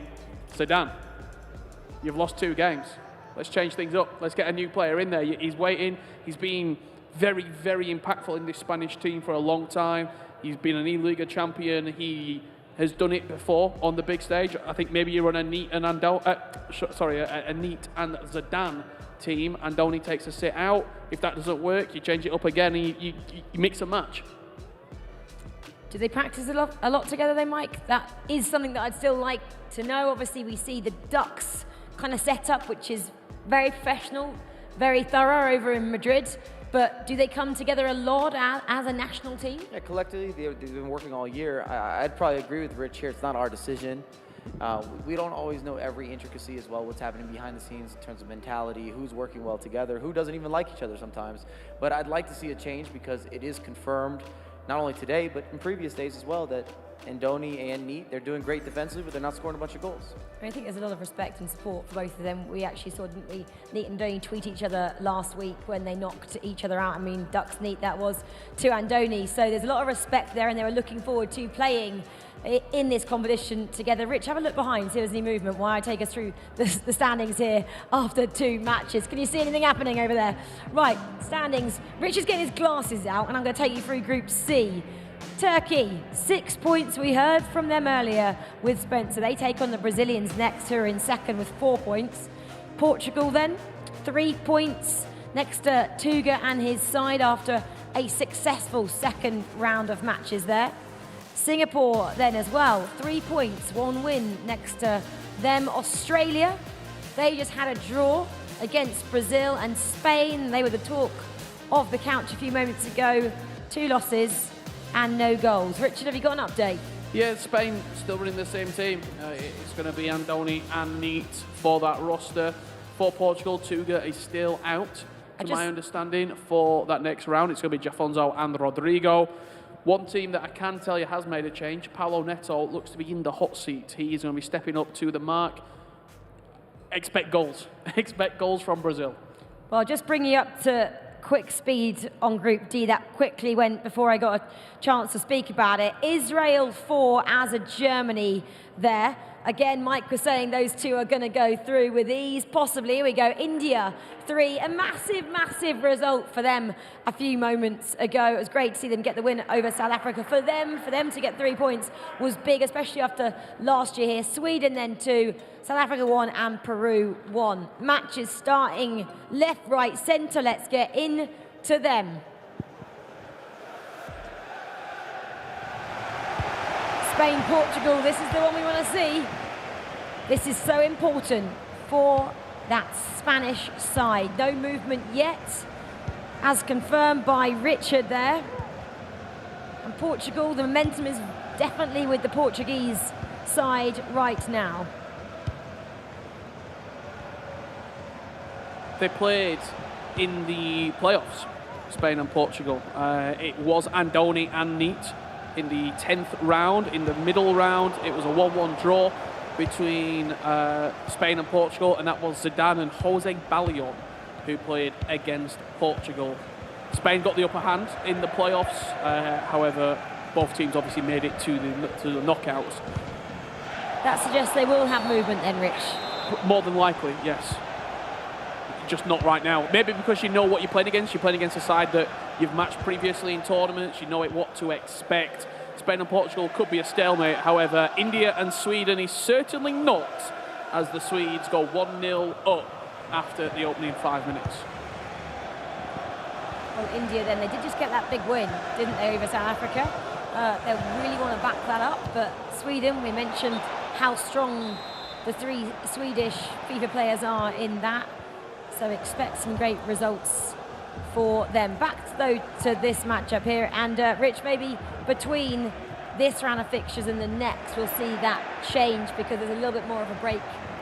So for them to discuss and actually kind of say, do you want to sit in? Should we change things up? Yeah, I just don't know if I feel like I'm repeating myself a lot today, but I don't know if this Spanish side, the one-legged format, it really hurts them. It hurts a lot of teams, though. Yeah, they played against England in the winners' bracket, first round matchup.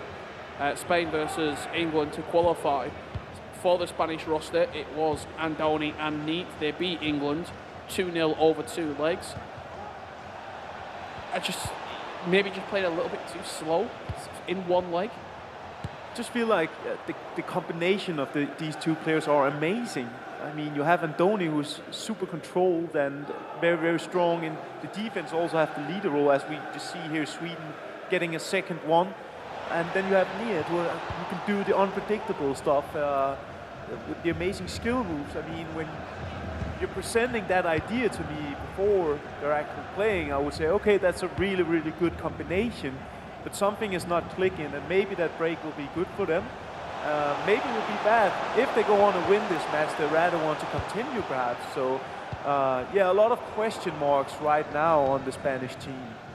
Yeah, they just need to get off that 0 points, really, a bit like we saw from USA earlier on today. They got a draw, and then they got that final win, didn't they, in the end, and just picked up a couple of points to give them that confidence heading into tonight, where they can chat about it and come back really strong and firing tomorrow. You saw Peru taking the lead against South Africa right there.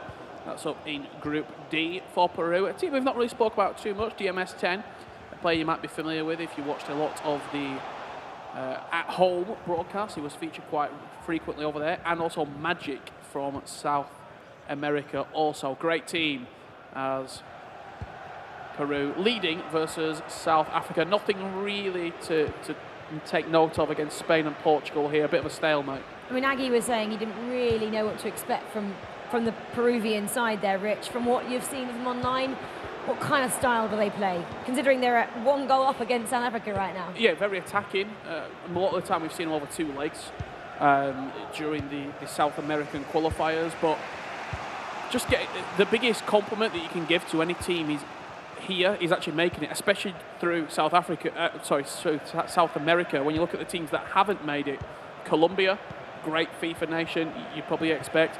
Ecuador, we've seen really good things from in previous Nations Cups and previous tournaments. South America is a hotbed for FIFA talent, so to get through that region, I think it tells you all you need to know.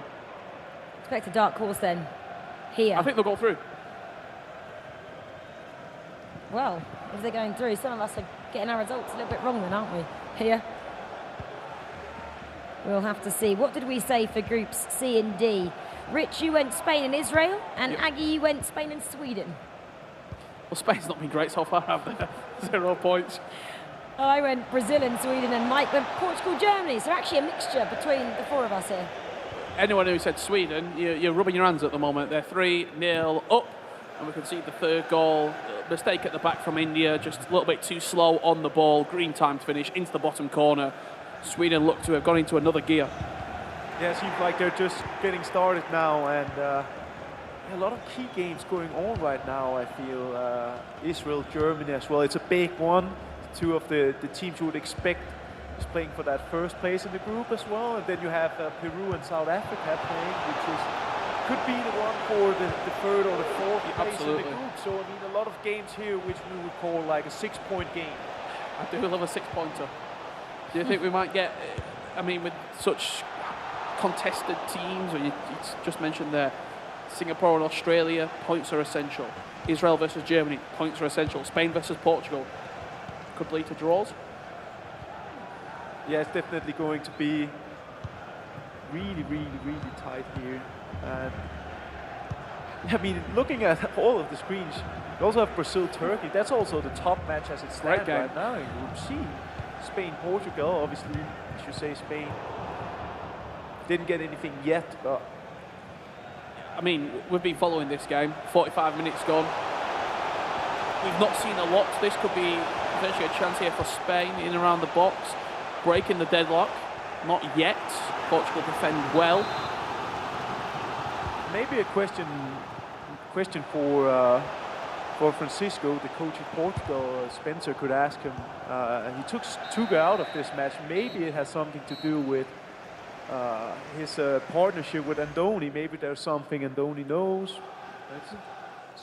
That's some of the small margins you can, or forwards you can make as a coach going into the match. I'm sure we can get Spen to ask that question. I was interested in this game as well. Germany and Israel, two big powerhouses in this group. Mike, you're back with us. Not really something that we're surprised at here, that no one can break the deadlock between these two big teams. I mean, across the board, it's nil-nils everywhere. Singapore, Yeah, so Australia, close. Turkey, Brazil, Israel, Germany, even Peru and South Africa. It's only the one goal separating them and a 1-0. It's just not a high-scoring round this far. It can be like that. Well, the Brazil Turkey game is back underway, and then this one as well. Bit of action here. Interestingly, saw Levy Finn in, Dylan Mike start of the day, but Levy Finn is now in alongside Umut, and that Levy Finn Umut duo, if you wanted to emulate potentially the closest thing to Anders and Umut, I think that's it. I think Levy Finn's probably a little bit closer to Anders than Dylan Mike is, and maybe you can activate Umut in that way. It's all about what your partner can do for you rather than I think how you gel together. How can you activate your teammate to get an extra 2, 3, 4, 5% out of them, and that potentially could be what Levy Finn is brought in to do. He's on the fly rotations. I don't know if I agree with him or disagree with him. I'm still trying to figure it out. 2v2s are still relatively new to the FIFA scene. Yes, we've seen them now for a couple years. They've been involved, but some of the formats and the progression or regression, it's kind of like a double-edged sword. When you make a good switch, we're going to sit here and say, that was genius. When you sub in somebody and it doesn't work, then we're going to sit there and question your decision-making. I just don't think there's enough game or enough time in a lot of these single, not elimination, but these single matches. They're not even 2 legs to really get into the flow, to really be in rhythm, especially if you're coming off the bench. That's why it's so important just to grind out the games here and make sure you get through to day 3, and that's when the games really begin with these 2-leggers, knockout FIFA, what we want to see, and they want to perform in. Well, we were speaking just about Germany there with the rotation. They started the day against India, Levy Finn and Umut. Second game, they swapped Dylan Mike and Umut. Third game, they've swapped again, and to me that looks like it's premeditated. Levy Finn and Umut, every duo has had a chance to play together, so they've all got reps under the belt. Well, what's the point of premeditated switches or adjustments? You want to do it where you feel like you actually have a competitive advantage. All right, if I'm making a change, I'm just putting myself in this position, hypothetically speaking. If I'm making a shift, I want to get or receive some sort of incentive for that adjustment. You change until you find what's right, and then when you've got what's right, you stick. In my eyes, like you swap until you go. This is not the time to do practice. Like Allen Iverson, practice? You're talking practice? I don't think that reference is going to hit with anybody on this couch, but it's a classic moment. But you always say the friendly games. Yeah, you should have been decided who's playing where and why. Yeah, but some people play so well in the friendly games, they come out here and it doesn't really click, Mike, and then they need to go to plan B. That's still an adjustment. To your point, that's not predetermined. That's because you weren't putting up the way that I thought you were going to be able to deliver. Therefore, we're making a change, a substitution, an adjustment. I'm a tactician. They're different. What's the saying? If it's not broke, don't fix it. Yeah, I mean, there's no one correct answer here. I feel like like there are different ways of doing this. I agree a little bit with you, Mike. I agree a little bit with Rach and Rich as well. I mean, things can change all the time. Things can evolve in a way you didn't expect. You can't fly. I agree with you in the way that you can't please everyone.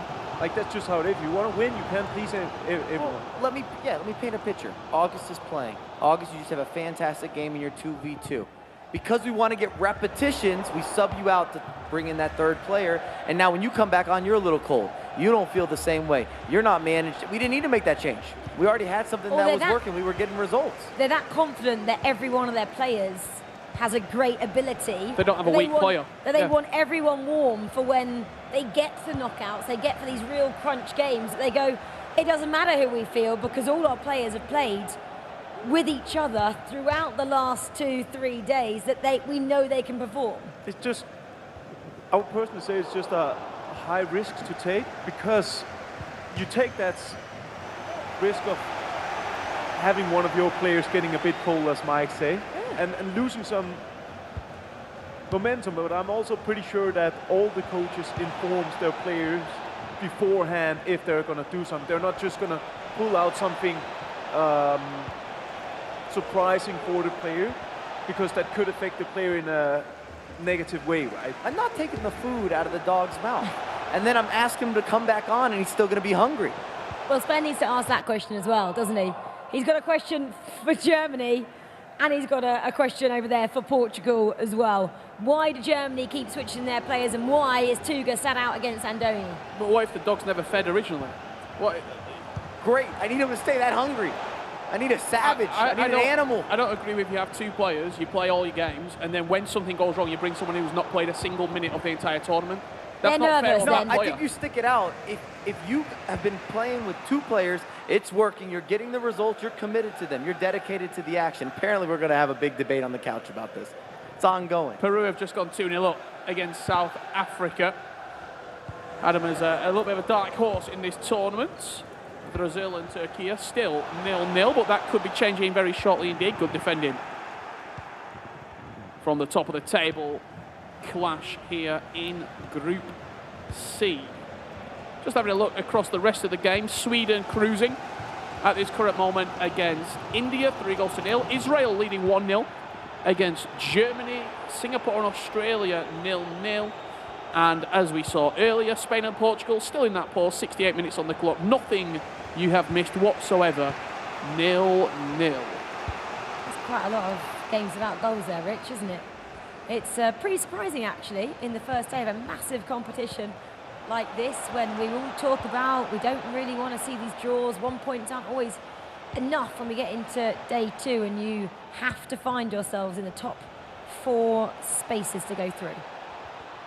Could be a chance here for Turkey, right on the edge of the box. Minutes remaining. Good chance, good save. Corner coming in. Not long to go here. Edge of the box. Recycle the possession. We've already seen a couple of corners won and scored during the groups so far. As we get another corner here. Good to give you the updates from around the grounds. Peru now 3-0 up. If you are wondering what is happening over there, South Africa trailing 3-0 against the Peruvians with a point to prove.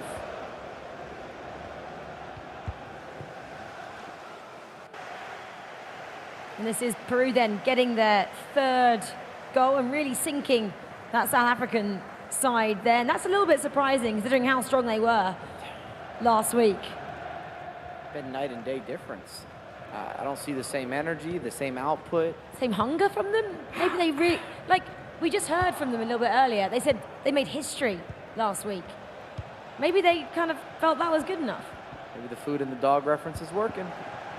They were fed last week. Mm-hmm. Now they're full. I need them to be hungry.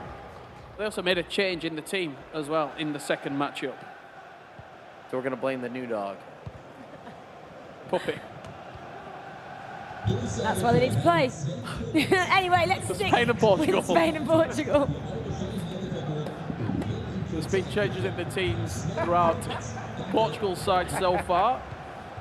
Not quite been able to get it clicking, have the Portuguese side thus far.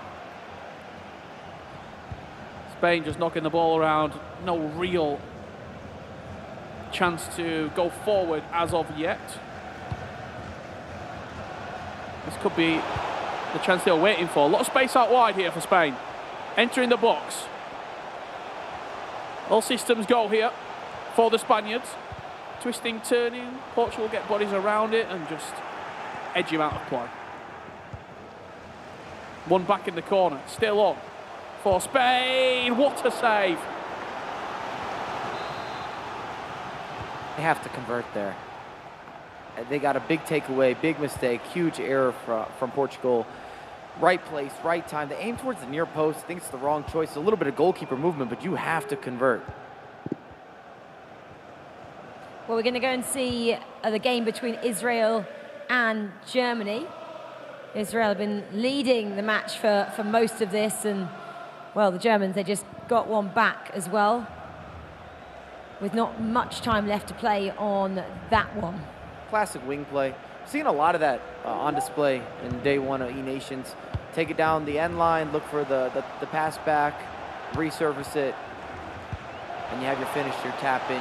Time green always is an extra helper that you love to see.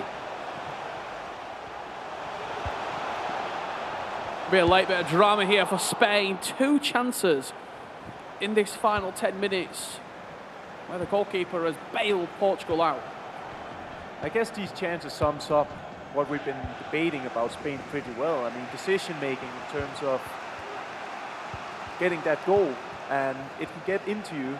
You start overthink the chances you get. Maybe do a dribbling too much or a pass too much, or you know, the build-up's been there, the approach play's been right, but you're not having that final touch. You talk about being clinical, the importance of being clinical, being able to take those chances, those opportunities, playing the percentages, and you only have a half second. It's got to be sort of instinctive in terms of what you want to do in those scenarios, and it's been what's been punishing them.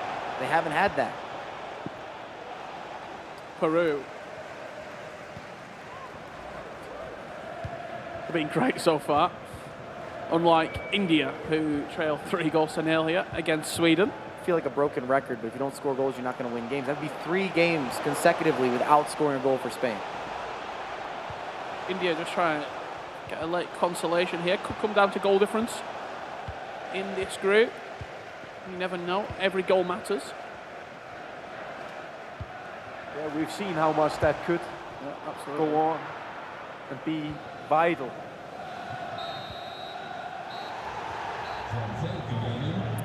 Two minutes left then here. From what we've seen, it doesn't look like anyone's going to take the spoils in this matchup. Portugal just played for the last attack, trying to manipulate the ball into a space where they can attack with no worry of conceding up the other end. That's exactly what they'll do with the ball out wide, played in field, little elastico, dinked in the air. They'll win the second header. Is it going to fall nicely for Portugal? Not on this occasion. The referee balls us up for full time. A point apiece. Andoni Neat, Rodrigo and Jafonso, 0-0. Yeah, 0-0 then in that big European derby we had there. And I know Spence is around there. And Spence, I don't know who you're going to first, but we'd love to see as well when you do go to one of the teams, why there was that change for Tuga there, why Tuga jumped out of that Portuguese side and they took on Spain, who I know you're going to speak to there. We were saying, Spen, is that because maybe Andoni knew something about Tuga's performance that, you know, they didn't want to play against each other. They know each other so well. So Andoni might know why Tuga didn't play against him. Maybe you can ask him that. Yes, I am here with Andoni now. You just went up against Portugal, big rivalry game. Tuga, your teammate from Riders, didn't play. Do you think it's because he thinks you know too much about him? No, I think because Rodrigo and Afonso are more attacks than Tuga. They play so good, and 0-0 another time, but I am confident. So we'll talk about your performance so far. That's your first point. You had 2 losses in the first 2 games, so it's an improvement, but you're still looking for your first goal. What do you need to change? I think that we're playing better than our opponents, but I need calm in the box, the rival, and I think the next match I can win. Okay, next match, very important for Spain. Good luck. I'm just going to cross over the stage here. I want to talk to the boys from down under in Australia because they also are looking for their first win. They've got 2 draws, so 1 more point than Spain so far. Mark told me last week, never been grouped. Is that going to still be the case this time tomorrow? I hope it is. We're just a little bit off, but we have a lot of potential to get out of the group comfortably. What have you got to do to unlock that potential? Just play more confident, a bit less mistakes in the box. I've made a few in the back line, but other than that, we should be fine. Okay, let's talk to your coach here. Marcus is getting involved. What's it like looking after these boys? Oh, it's great. I mean, we've got a really strong group, but to have these 2, I'm really confident. I mean, we haven't got a lot of points at the start here, but it's a long way to go. Well, the good news is you've actually got double the points that Mark had at this time last week after 5 games, after 3. So yeah, he got out of that group unbelievably with Hollywood, 1 point from the opening day. What's your target now? You've got 2 points so far, 2 games left. I think we'd love to end today on 5 points. I think so, winning next to these 2. Spain's also struggling to get points with us, so we know that last game is going to be big. But this game against Portugal is also massive as well. So if we can get a sneaky win here, it's a great day. Fantastic stuff. Some really big games coming up. Every game gets big from this sort of point onwards. Let's see what happens, Rachel. Yeah, thanks, Ben. It's so nice as well to see Marcus Gomes back in real life. I only ever see him in front of a screen, behind a screen. I haven't seen him probably since FIFA 19 now. It's been a long while. So good to see him back there as well. And we got our question answered, didn't we, about the Spain-Portugal matchup there.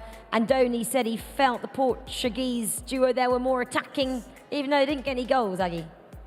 Yeah, that could be at least Spain's theory about Portugal. Maybe they have a different one, but it makes sense from Andoni's point of view, and yeah, didn't come any goals out of it. So who's happy? I don't know. Oh, well, let's just go to a wide shot here of our studio, because I just saw Alex jump in. I didn't even know he'd joined us there. Hello, welcome, Alex B, to the studio. You snuck in there without me noticing. I'm sure you're watching all the matches backstage there, and obviously the talk there was Spain, still yet to really get off the mark. They now got a point, but still no goals. We were really surprised at that. Were you?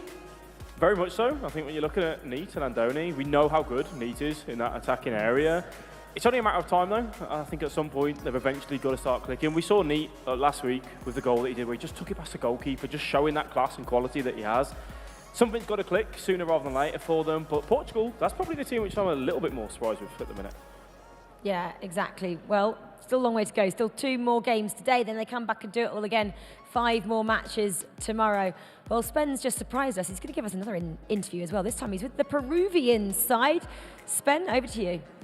Thank you, Rachel. Yes, I'm with the Peruvian coach here. You've had one of every result. You've had a loss, a draw, and a win, but it's going in the right direction. You're picking up points. How are you feeling? We're feeling good. I think we're playing really good games. We have 2 clean sheets against Germany, which is a really strong team. We didn't concede any shots too, so it's a really good motivation for us. And you've got Sweden next. What are you thinking about that game? Same approach? Yeah, we're expecting the same. We faced them the last year, so we hopefully can win them this year. And if you come to the E Nations tournament here with a particular target in mind, what would a successful tournament be for Peru? Winning. There's nothing else. There's nothing else for Peru. That's what's on their mind. They got a win in their last game, their first of the tournament. Can they follow it up with a win against the Swedes? Well, Richard was saying, wasn't he, how strong the South Americans are, and obviously Peru had a difficult task to get here anyway. So for them to be here and now be winning as well, Spen said they've done a hat-trick here of different things. They've got a draw, they've got a win, and they've got a loss. So yeah, let's see how they get on in the final 2 fixtures of today. Well, I wanted just to bring your attention to a little bit of a collaboration as well that FIFA have been doing. It's part of the Good Game promise, and it's with Ditch the Label. So Ditch the Label are a company who really focus on anti-cyberbullying as one of their big points. And actually we got to experience a bit of what they're about a couple of weeks ago. They came to Zurich. They were part of the Fame Her Game boot camp here. And they're really, helping to stand and unite against the toxicity that some of us may experience online as well. And FIFA are committing 900 hours to trying to counteract some of the abuse and harassment that we do experience online in this sport. So a big shout out then to Ditch the Label. Well, let's continue then with our conversation about what we've been seeing so far in groups C and D. Well, we have a pause now, so it's a great time just to have a quick look at the standings as we go into the last 2 rounds of fixtures today. Who are we really looking for, guys, to get a big result? Alex, I'm going to come to you. Who do you think's going to turn up in these last 2 matches of the day? I'm going to back Australia. Mark Levin has said multiple times he's never been grouped, and he's going to carry on with that performance, I would imagine, and stick up to that hype that he has with himself. So Australia to get at least the 5 points that Marcus was saying there that they need. Mike, the South Africans, can they not draw on last week's experience here and get off the bottom of this table? They haven't been great. I'm still stuck with Spain a little bit. I'm just so surprised that they're at the bottom of Group C, and maybe not just that they're at the bottom, but how they've looked, or the lack of offense that we've kind of been showcased, or lack of showcase. We haven't really had that type of action. A lot of the other teams, where they are, is what I expected. Maybe you didn't expect Turkey to lead Group C, but Israel, Sweden, and Germany, that was always the front 3 in Group D for me all day, every day.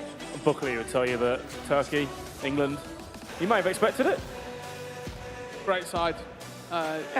Really, really good side. I didn't expect them to be leading, but I thought probably in the 3rd, 4th range, if I'm being brutally honest. I thought Spain would have been better. There's a long way left to play. I still think Spain go through, but they've got a lot to do. We're looking at how tight Group D is as well. Israel, Sweden and Germany all on the same points. They're all playing the teams in the second half of that group as well going forward. So after round 4, they could yet again all be on the same points, which makes it so close, doesn't it, in Group D? So much to play for in round 5 a little bit later on. Yeah, definitely. I'm looking at Peru as well. We just heard the interview. It was nice to hear a little bit from them because them coming into the competition, at least for my sake, didn't know a lot, and I got some of my questions answered so far. It's a team that's definitely here to play with the best. I'm having a look at what our featured matchup should be next. I'm going to put you guys on the spot as well. Which matchup would you like to see? There's some big ones. We've got South Africa, Germany, Sweden, Peru, and India, Israel in Group D. Any one of those three sticking out? Alex, you're new to the party tonight, so I'm going to ask you. I just want to keep seeing more of Israel, to be honest with you. That's what I was hoping you were going to say.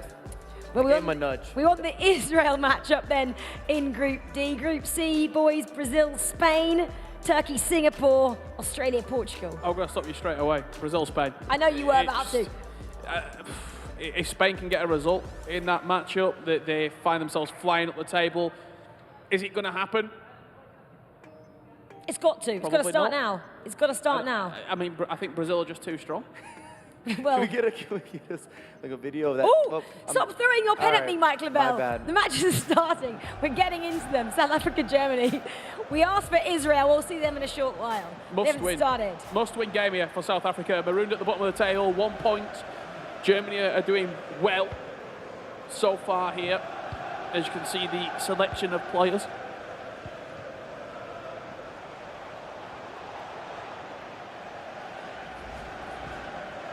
Israel is the last matchup. That will start here today. Israel, of course, taking on India.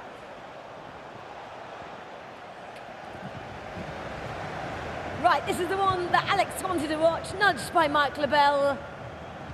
We're treated to it. Yeah, I'm expecting goals galore in this game from both sides, giving us a nice entertaining match in the fourth group stage game. Aggie, Israel, how much have you been impressed by them? Have they lived up to the expectations that you had for them? I think we had a huge expectation to them coming in. Obviously, just waiting for that last breakthrough from the players, but all three of them have the capacity to go all the way, and especially as a unit, I think. So Israel, impressive, and they already played against Germany, they already played against Sweden. Now they have, at least on paper, 2 more comfortable games, so I expect them to get 6 points. Big statement there from Aggie. Israel looking at 6 points in these last 2 remaining fixtures, which would put them in a very good position. As we move over to the game between South Africa and Germany, it is Germany taking Probably that. What you expected? I mean, the way that it's been going right now for South Africa, yes, I would say. It's not been great. It That's hasn't. safe to say. And the good luck charm of Richard Butley hasn't been coming through. I've not been down in between games, that's why. Get down there. What you doing sat up here? Go on. Take your mic. Can do some commentary from the Do move. the show from down there. I should give radio commentary from the South African booth. Sideline reporter there, Richard, that's what it's called. Right, let's go over to Singapore and Turkey. We've had an early goal in this one.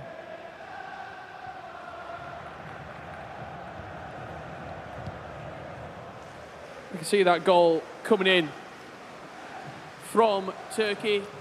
Having a great tournament thus far here at the FIFAe Nations Cup. Quite a young roster of players. And Singapore, unfortunately, just not able to live up to it at this moment. And Mike and Alex wanted the Israel-India game as well, because they thought it was going to be exciting. They thought Israel were going to continue to dominate. You're going to like this opener. The man, the one, the only, Milinkovic-Savic there.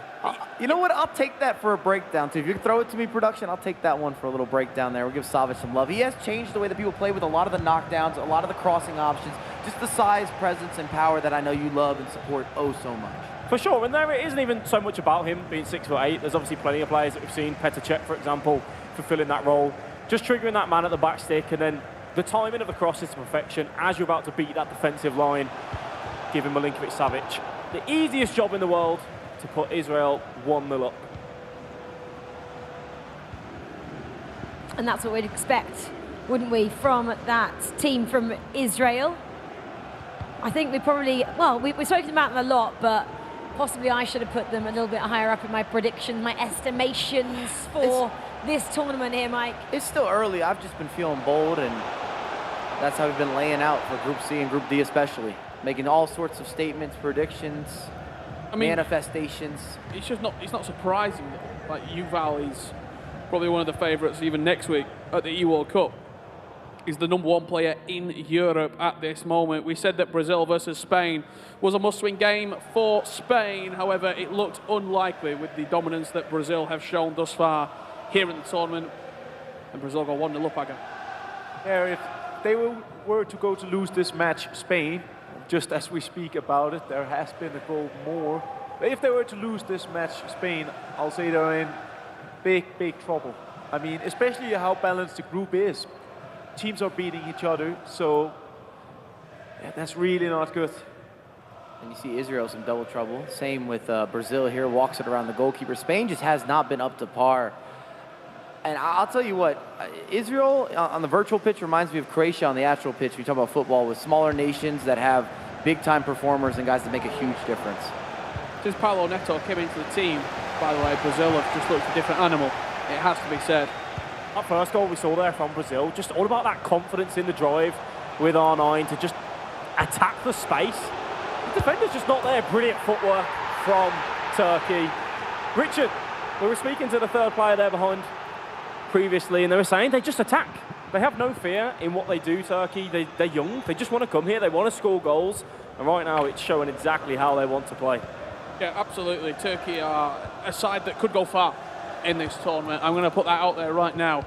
Just the way that they play FIFA, they were, even against England in the qualifiers, I was commentating that game for England. England were 3-0 down in the first leg. Like, the game was almost over before the second leg even started. Germany, another side which huge expectations, leading 1-0 against what could only be described as quite a dismal South African side after the great performance last week at the Club World Cup. Could Israel, Mike, Alex, Aga, could they be what top? If Well, you I've were already to made a just put them statement on now, this. I put them in the top 4. but is that a top 4 as an eliminating semi-finalist, or do you think they've got the quality to go on and win it? They have the quality to go on and win it, in my opinion, but I just feel safely about making a statement that I see them as a top 4 nation in this 2v2 format. I don't disagree. With you as well on that. I think the quality that you have in that roster sees you possibly going all the way to the final, but definitely a top 4 finish for Israel. If they carry on playing the way they are as well, we know day 1, day 2, yes, it can be different, but by now, with this result, you'd imagine they've probably done enough to just see themselves over that line. I also don't see in 2 legs them getting worse. I only see them getting better. Where the game extends, I see their quality continuing to shine. And I have a theory here. You have 3 players that are peaking. They're performing at the best of the best, but also they don't have as much depth in that nation. Therefore, these have always kind of been the front 3. three are the front these 3. are the 3. Yeah, I bring that up because there's less politicking. There's not about movement of rosters and squads. You've known who you're going to work with from the jump, from the rip, every single FIFA season, at least in the past 3 years. Yeah, and it is actually a big advantage because if you come from, obviously you want to have as many good players as possible as a coach, but I think from the perspective you're mentioning it makes super good sense, and it's also just give less troubles internally because you know you're the 3 main guys and you're going to play. You are the best in your country. No debates, no one questioning it, no one doubting you. I think they have the entire package to go forward. It's a bit like this year when we had 2 of the Leipzig players at the E-Champions League final. I remember a couple of years ago when we had both of the boys from Israel at the E-Champions League final, top 8 in Europe. You kind of just go, oh yeah, that's how good they are. You can get both of their top players here. Okay, they didn't get to the final, but they really put them on the map that year, I felt. Yeah, definitely. I mean, just a lot of... Should have had 3rd. Yeah. Even the chance before that led to the corner kick. Israel's all over India right now. Yeah, this is 3 points wrapped up. Signed, sealed and delivered. Australia and Portugal. Portugal, I feel like I'm in a dream at this moment that just keeps going round and round and round. Portugal, 0-0. again. And They're not scoring many goals, but they're quite good at not letting any in as well. Oh, is this like a deja vu type dream? Is this a nightmare type dream? Whatever you want it to be. I'm not. It's your dream. Yeah, but you're invited as well. Step in. I mean, the thing is, it's the exact same scenario as what happened with Athletic and Riders.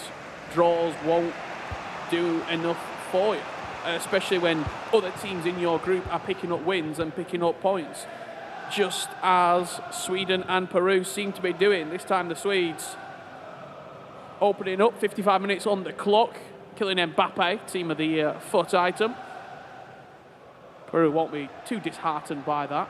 A lovely touch there too. Just a little ball roll to give you that angle. We talk about it a lot, but angles are everything in FIFA, from crossing, long shooting, inside the box, outside the box. You want to make a big switch of the pitch, the extra pass, the cross, all inclusive. Said Peru wouldn't be too disheartened by going 1 goal down. They've been very good throughout this tournament thus far. We can tell you there has been another goal in that game. Is it Sweden doubling their lead, or will have Peru levelled up? I can tell you, Peru levelled up in that game. 1-1. It was Thierry Henry with the goal. One of those players from the open pool, seems to be in every single nation side, just because he is so good. Also, I'd love to get this Brazil and Spain game on screen if we can. It's 2-1 to Brazil. Spain started to kind of begin the comeback, at least make it sound or feel like there could be a comeback. We just haven't seen them score any goals. That was the goal for Spain. The first goal of the tournament as well, if you are just joining us. You didn't hear us incorrectly. They've been struggling a little bit to find the back of the net, and it's great to see them do it actually against that Brazilian side, the defending champions. They can do it there, maybe that gives them heart going forward in the tournament as well. Sometimes it can just be one moment, one goal, one shot, one opportunity, a creative spark. Okay, Eminem. To get the moment rolling. So if you do find yourself struggling at the bottom of the table, you will lose yourself in the pack. Let's not go there, Richard. Don't you get me? I'll get involved. I will say that the Spain, I think we sometimes give them a little too much credit as well with Neat. I've always said this, he's the FIFA player. He does so many things on the virtual pitch that I wish I had in my locker. But at the same time, not to make it too much of a pun, but he's almost too neat, too precise. He waits for the absolute perfect opportunity with a lot of those working in, the extra step over, the final cancellation, all the additional skill moves. And you can be simple. Sometimes you can be simple. Combine that type of play. Well, let's go back then. We were speaking about how South Africa have really struggled to find the form they showed us last week. They're up against the German side, and this is what we just saw a few moments ago. Maybe they've just found their feet again here. That's nice. Maybe it's just taking a bit longer today. Yeah, very nice McGeady cancel right there, exiting in the right direction to get the angle there, and it's important for South Africa to bounce back. I mean, they're a little bit on the edge of failure and success here for the first day, a middle mix of feelings. So to get a point here, perhaps or 3, would be massive for them. That's something there that Spain could take out of South Africa's book. You just mentioned, Mike, how sometimes you be a little bit too neat with it. The McGeady cancel comes through. There's 2 defenders kind of stood there in the way. Instead, South Africa happy to just take that shot, take the gamble, see if we can get the shot on goal. Don't worry about the defenders being in the way. And they got rewarded with an equaliser against Germany. Well, let's have a quick look then around the different matches here. We're looking at this one, Brazil-Spain 2-1 Turkey. We didn't show you that third goal there, but Turkey are still winning, and that's in the match against Singapore, 3-0 there. Australia-Portugal is still the one we've been chatting about, though. 0-0 in that game.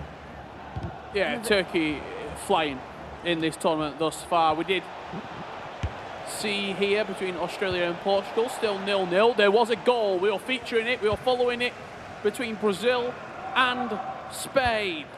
Which way did it go? Did Spain level up or did Brazil go ahead? Long throw-in into Milinkovic-Savic, win the header.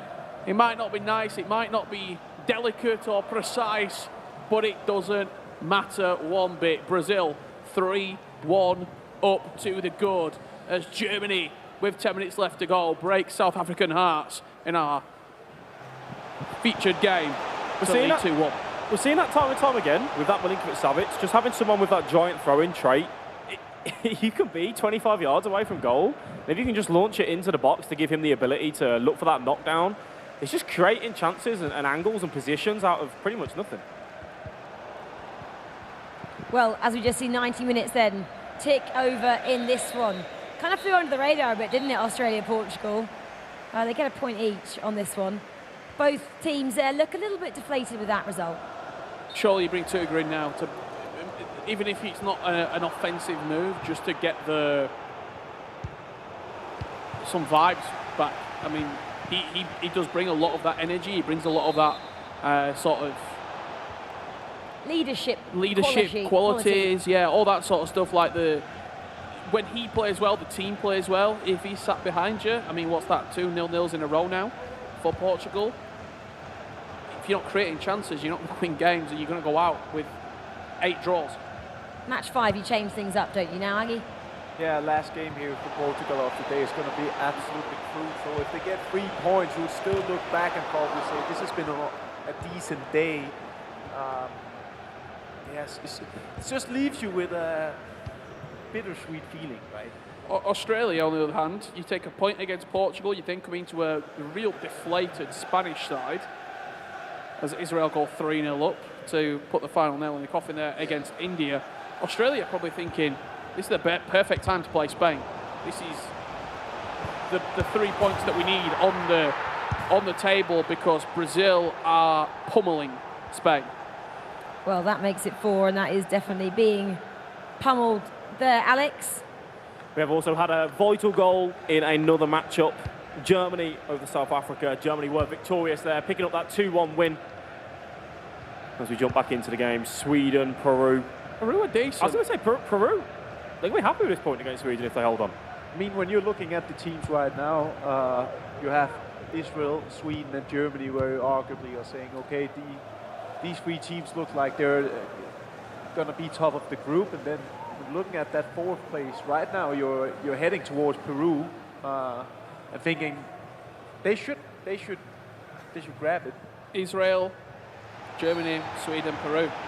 That could very well be the 4. South Africa and India both struggling to turn performances into points. Group C for Spain, it would have to be a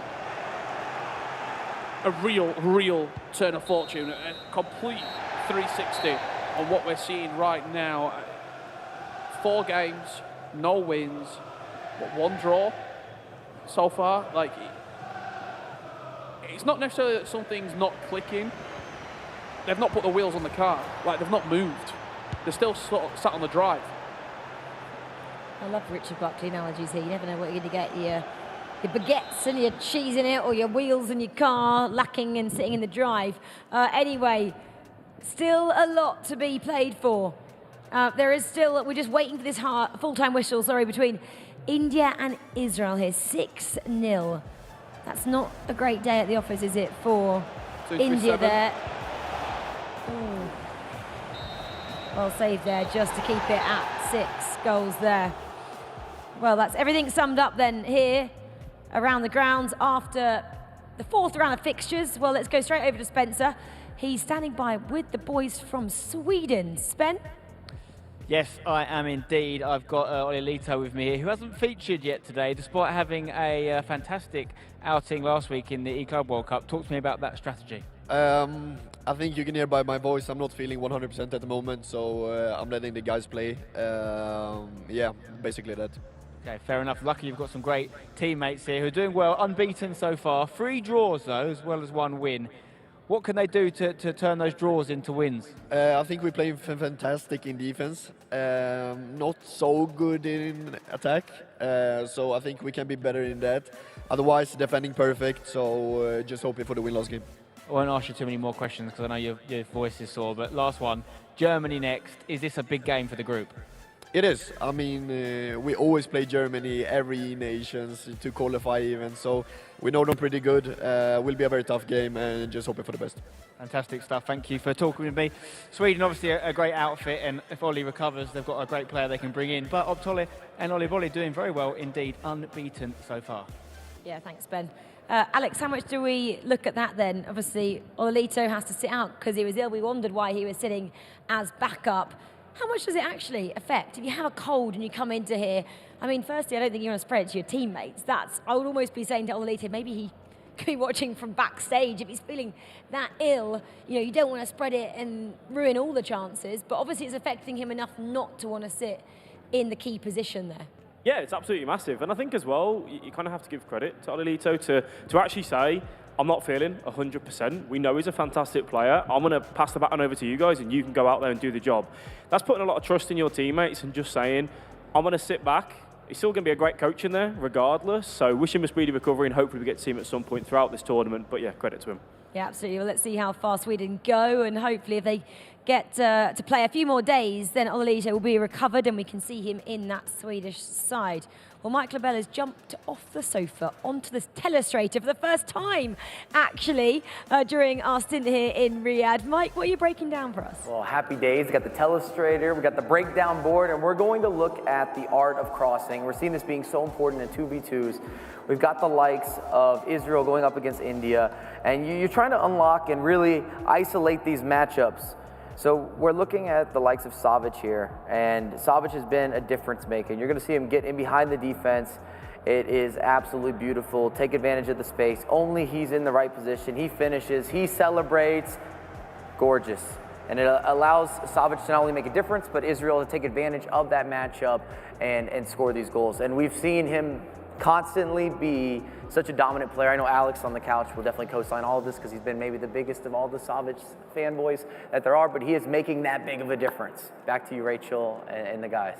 I feel like actually Alex should have been in that box there with Mike, because if I was tallying up, Alex, the amount of times you have mentioned this player, this tournament, and last week as well, he's your player of the tournament so far, I'd say. Yeah, I think when you're looking at players with their teams and what sort of outlets have they got, whether that's starting 11 or whether that's on the bench, just having something different, and that's what Savic provides you. I keep mentioning it. He's 6'8". Even Van Dijk struggles to compete against him, Rich. So, if you're the coach, you're saying let's get him drafted, let's get him picked relatively high up as well in that process? It depends on the players that you've got sat there. You have sometimes players that are saying, look, we don't tend to cross the ball that often. We like to keep it down on the deck and in that 18-yard box, use that fancy footwork.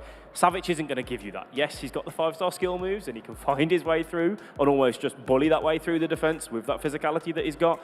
But it's very different if you've got players that are going, you know what, we like a cross every now and then. We do like the ability to go for different outlets. And we've seen so many teams this tournament say, we're going to send someone on a run and just go for a cross that's central. And that's something so different this FIFA. And even he's sort of the anti-cross as well, because you take him and then if you're seeing out a game and you're going to be receiving a lot of balls into the box, you stick him at middle centre-back. You've got a 6'8" centre-back who's good in the air, who can head the ball away. So I do think it's important just to have him, even if you don't utilise him, to what Mike just showed us, how good he is in the air, just to have him even off the bench to go, okay, we're going to be seeing Petr Cech, Manuel Neuer and Haaland all coming on. Milinkovic-Savic centre-back. Let's try and keep this out. Aggie, would you have added much to your squad back in the day? Would you have included him? I mean, depending on the meta, kind of. Diversity on your team is always great. It's always important to have different strengths in your team, and he's definitely a different way of playing and approaching the game. So I definitely understand why he's such a popular player. You also see it with the likes of Buffon and Louis and Petr Cech and many others. So it's a good player to have. Yeah, absolutely, and maybe this is the 5th and final round of fixtures here. A lot of these teams could add some new players in to see how they work in the team, and we might even see some more substitutions as well. So let's have a quick look at the standings then, before we go into this 5th round. Turkey then have been the team from this afternoon session, 10 points there. Brazil, 8 points next to them. The defending champions, of course, they go up against Singapore next. Portugal, they're finding their feet a little bit as the day progresses here. 5 points to them. Singapore, then we know who they take on next. That is the Brazilian side. Australia and Spain, 3 points and 1 point respectively. They play each other in this last fixture, which is a massive one for both those teams. Group D then looks like this. Israel, everyone's been talking about them. They're sitting pretty at the top with 8 points, as are Germany. Germany have been rotating left, right, centre. Are we going to see them change something up again as they play the 3rd place side in Sweden, who are sitting on 6 points there? We know Ololito is not going to be in that Swedish side as he picked up a cold after the Club World Cup last week. The Peruvian side, who we didn't know that much about, have been in great form, picking up 5 points so far. Their last matchup is against 5th place India, who have 3 points, so that's a big matchup as well. Whoever wins that one, they could leapfrog the other and be in the driving seat in that 4th place position, which guarantees you knockouts heading into tomorrow. And the South African side, they finally got a point, didn't they, in that last round of fixtures. So they've got 1 point to their name. They still need a little bit more, don't they? They were on for another point against Germany, and that German side just came back to bite them, Rich. I'm going to hone in right on Peru. If Peru win and results go their way, they'll be 5 points clear with 15 left to play. Like, you're in a great position. So they probably understand how big of a result this is if they can get 3 points. One more piece of information I've just picked up on from turning around and having a look down on the ground. Portugal, Tuga is back in for the final time. We sort of alluded to it. We said we probably will see it to try and bring that mood up in the Portuguese camp. He is in the team and he is going to be featuring in our final game. And Dylan Mike is sitting out again, isn't he, for that German side. Levy and Umit in. I'm going to say the Germany-Sweden game is pretty exciting. Rich, what do you want to see? Alex, Aggie, where are we going? Well, I think Spain as well against Australia. Must win. Just because for both of them it's absolutely crucial to get 3 points here. 1 point is it's not enough. Alex? I'm with you on that one. I think that game is absolutely huge for both teams. With your last fixture of the day, it's the difference between getting some sleep tonight and getting no sleep. Restless. With it. Everything will be annoying you. The AC twinkling. Does it twinkle? I don't know, actually. I'll wear an eye mask. I never know. Anyway, Spain-Australia is a massive matchup, isn't it? It's 5 taking on 6 there. But like Spen said, the Australian outfit have more points than they had at the Club World Cup at this stage last week. 3 points at the moment next to their names. Germany and Sweden, though, again, this is a close encounter. All these players here know each other pretty well as we have an opening goal. A big, big goal in the game. Singapore, Brazil. It's a shocker.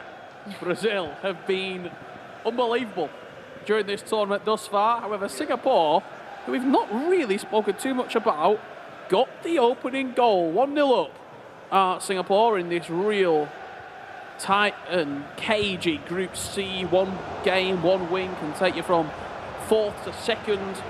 No real front runner in this group, and Singapore 1-0 up against Brazil. Question for you, Buckley, as we're back into the game of Spain versus Australia. This year at FIFAe Nations so far, we've seen many substitutions come through, players stepping in and out, lots of rotation, Tuga coming in for Portugal again now. Last year we didn't see that as much. Do you think there's any reason behind that? I would say that the teams have had longer to play together, and they've had more reps just playing with each other. A lot of these nations as well using many players who weren't actually even featured because you could only bring 3 players. For example, Jose Ballon featured pretty frequently for Spain throughout this season, and he's not here today. Peru versus India. Peru know how important this result is if it goes their way. They can put some real distance between 4th and 5th, and they find themselves in the driving seat. Singapore are 2-0 up against Brazil. Say that again, Richard Buckley. Go on. The people in the back. Singapore are 2-0 up against Brazil. Wow, defending champions are struggling. Did they change anything? Let me have a quick look. Did they, Rich? Did you have a little look? Not to my knowledge. Let's have a look. Brazil, did you change anything? PHC and Resende are in, so Palinetto jumped out again. Ooh, Germany. Just... So they did, actually, because we were saying how well Palinetto was doing, Alex, when he jumped in a little bit earlier on. Now he's jumped out again. They need to keep him in the side, clearly. Well, if you're 2-0 down, you need some goals to get back in. Palinetto, one of the best ones here that you could bring on and make that substitution. It won't be panic stations too much yet at Brazil after the group stage that they've had so far. However, lots of work to be done. Germany, Sweden. Sweden driving through Mbappe. Ooh! Great finish. The drive, and again, that confidence, just to say. The defender may be there. I'm not going to overcomplicate it. We're just going to get that shot off and try and test the goalkeeper. Sweden starting strong against Germany. So we jump on board here, 25 minutes on the clock. Spain and Australia both in pivotal moments during this E-Nations Cup. Even on day one, the distance just could be too big on day two, especially if Australia pick up a win here. It would leave Spain in a real difficult situation going into 5 must-win games tomorrow. And I'm also pretty sure Spain and Australia won't be too delighted about Singapore being 2 goals in front against Brazil, because that's a team they might wanted to compare themselves to and say, okay, that's the game that I wanna, that's the team that we have to catch. But just as I speak about, they're back in it now, aren't they? Back in it in this matchup. We just watch it a little bit before you do. We were speaking about how well Singapore had done, Alex. Yeah, you just see that drive from Dembele all the way. Lovely movement from R9 as well, just to peel off and give that space from the defender. Credit to the byline drive as we jump back to Spain, Australia. And would you say, Richard, for this game, should there be a team that does pick up that victory? The other team, tournament done?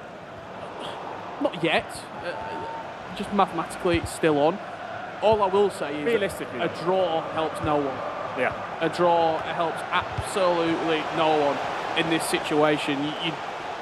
You want to try either nation to get the 3 points, and I could see potentially as this game draws on, you push and really try and extend your lead as we head on over Singapore and Brazil. It was 2-1 when we left it.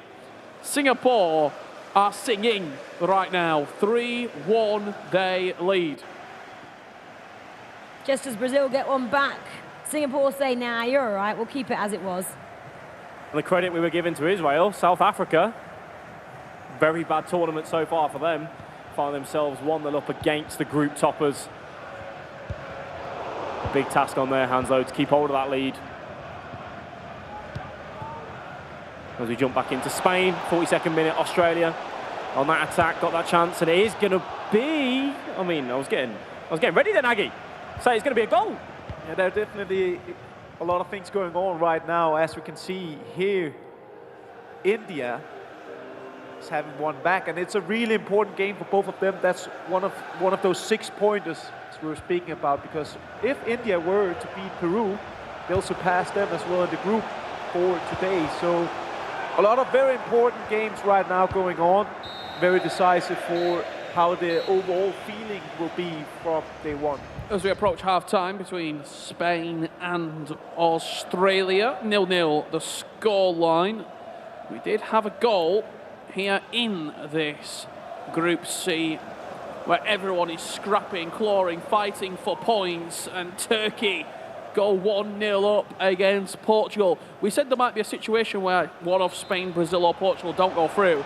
There might be a situation where Spain and Portugal both get grouped. Yeah, it's looking that way, isn't it, as it stands? I don't think we'd have been speaking that much about the likes of Singapore and especially Australia, but they're looking in much more control than Spain. Not Portugal at the moment. Alex, you've got you don't know what you're doing over there. Keep an eye on that Singapore-Brazil game. Brazil with a massive chance on the stroke at half-time. Singapore just couldn't sort out what they were doing from the free kick on the halfway line. Just kind of getting each other's way, and Brazil say, thank you, we'll take that, the full length of that pitch to run. And just got there, ball roll, defenders recovered really well. A huge chance though for Brazil to make it 3-2. Back into Portugal and Turkey. It's Turkey looking to extend their lead just before half-time. But again, some solid enough defending, and Portugal will kick that one out. I came on the couch and I said that Portugal, I'm just a little bit shocked by them because I'm just not seeing what we're used to seeing from them. How do you even have the conversations to change it, Agi? I think it just goes to show how much or which consequence it also can have if you have a, like just looking at Tugan and Don, if you have a less good experience coming into a competition, if that could carry on, it could be something that will stay with you for the next competition. It's so much about confidence in these competitions and about mentality and being strong. So, yeah, definitely. We thought it was a little bit too good to be true, didn't we, that South Africa were leading the line against Israel, and Israel then just came back and have equalised in that matchup. I feel like that Thierry Henry item out on that left wing and left wing back, we've seen him in multiple different positions. It's just added something extra for these teams to have him on that left foot. He can trivela, he can use the skill moves. He's been so reliable for multiple teams throughout these tournaments, giving Germany that answer back. Say Germany, Israel, apologies. Getting ahead of yourself. I was keeping an eye on the Germany-Sweden game as well at the same time. You've read the script. Spain, Australia, still goalless. Just a tough situation to be in. Australia, you take a point apiece from the two remaining games. You also probably imagine coming into tomorrow that maybe you hope that Singapore don't play as well as they did today and you can pick up points off them, but they've not shown any signs of slowing down. Similar to Turkey, not shown any signs whatsoever of slowing down. So now, if you are Spain, if you are Portugal, you might be thinking, they'll not be thinking this is what we can discuss. Where do you get the points from? Where do you? Because Brazil's no easy game, Turkey's no easy game. You play against each other, you're probably going to draw. You just can't rely on other teams dropping points. You have to come back and be basically better tomorrow. That's the only answer to their questions there, Aggie, isn't it? Yeah, and both Australia and Spain will not be satisfied with 1 point in their match right now. They have to simply chase those 3 points because a lot of the other matches are going against them right now. It's where as well, Mark can go FIFAe Club World Cup, Hollywood. We had a magical day too. Andoni's looking at it and going, well, we didn't, we got grouped. Neat's going, we just about scraped through. I don't know which side of the camp I'd want to be on. That Hollywood story was there. Australia, maybe. I'd be in Hollywood's camp, I'd have the belief. Because you've done it, you've been there, done it, and it worked out on day 2. As we see the deadlock broken. As I spoke about Hollywood, the writing is on the wall in that one. Let's go and see what's been happening over there. Maybe Mike LaBelle's rubbing off. All the sides in yellow seem to be performing. We just saw Sweden leading right there. Spain, Australia, it went to the Aussies. 1-0 up against Spain. That result, if it stays as it is, puts Australia in a real good position and leaves Spain and also Portugal, as they are currently trailing, in a whirlwind. Well, thankfully, if you're an Australia fan, you'd say the odds are in your favour right now. Spain have scored 1 goal throughout this tournament. They want to go back and try and get 3 points. They've got to do something they've not done as of yet. If you said to, I'm sure, all 3 Aussies in the booth, last 2 games, 4 points out of 6, you absolutely take that. And it just leaves Spain hanging on by a thread. right at the bottom of the group, and they're now miles away from the other teams, basically. They're on a point if it stays as it is. And Australia moved to 6, so there's a massive gap now between them, and especially because Singapore are running away with it against Brazil. So big daylight coming between everyone at the bottom of that group. And a big shout here at the arena. That can only mean one thing. Can only mean one thing, and that means Tuga Town is coming to Riyadh. He has been put back in the driving seat to steer this Portuguese side to another knockout, and they get an equaliser against Turkey with 30 minutes left to play, Alex. Yeah, as we jump back over to the Spain-Australia game. 15 minutes remaining. Australia knocking on that door. And Neat and Andoni, every challenge that they've had, they've just been lost so far with that one in. He's going to be claimed with Izo. Mark 11 and Naylor looking to just take that time off the clock, make it difficult for Spain, limit them to no chances. They break away. 2v2. R9's looking to drive.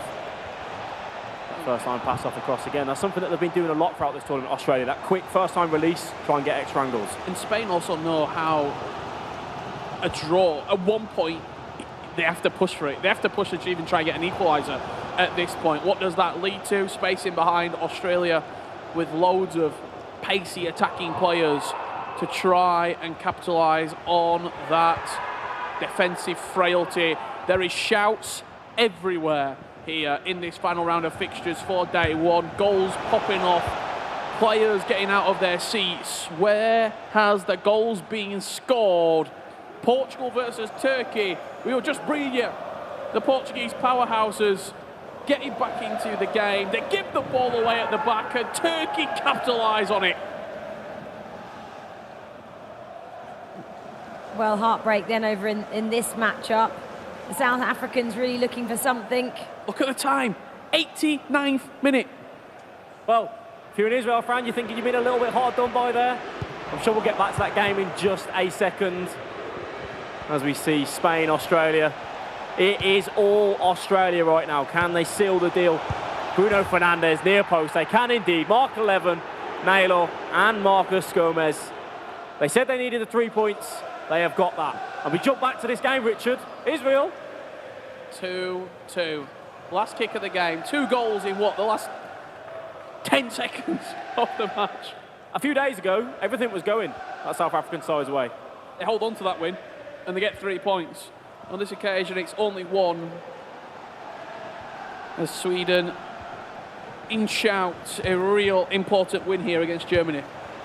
Yeah, unless Germany here just had the opportunity. Vital 3 points for Sweden, and they'll be very satisfied by just finishing the day off by beating what you could call a rival. Even if Oilito gets better, do you not stick with the same team? They would. I think they will continue with the same lineup for tomorrow and maybe change it if something doesn't go as planned. But one of the main things here, just to pick up on that Israel-South Africa late drama, is we've seen it a couple times that the teams get a late winning goal and straight from kickoff the other team just go over and get back into the match. And I can't help wonder why teams aren't taking a break and just making sure that they're focused and ready for that last defensive art of the game. I have to question it. Does it annoy you? Yes, it does, because it's. I can tell. It's about being exact about what you're doing and focused and making sure that every detail is perfect. The team who's been far from perfect today are Spain. They will end the day marooned, deserted, you could say, isolated at the bottom of the table. They look devastated.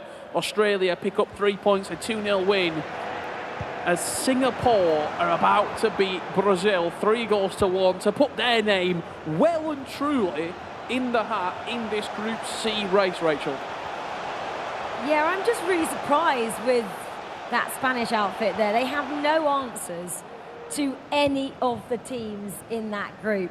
You'd think one of them maybe they can get a win. They've just got 1 point at the end of 5 matches. I'm just looking at our predictions. A couple of us said they were going to top the table as well. That's how much we thought of them. 3 of us actually said that. Aggie's pointing to him, Rich is as well, and Alex as well. Like, we all thought they were a quality outfit there. Wasn't me. What's changed from the main season to here that they can't find anything? Alex, it wasn't you. I'll say it was me. I don't know why I had. Do you want the honest answer? Brazil, I had Brazil. Yeah. They're not scoring goals.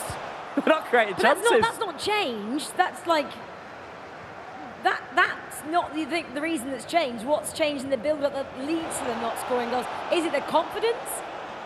We know FIFA Esports, you got 5 games to play today. If that first or second game just doesn't go your way, few chances you get here and there, you don't take them, that can have a knock-on effect. You can go into that 3rd and 4th game. They just look deflated. They need to get back, forget about today, get a big dinner, think about tomorrow, just focus on a new day.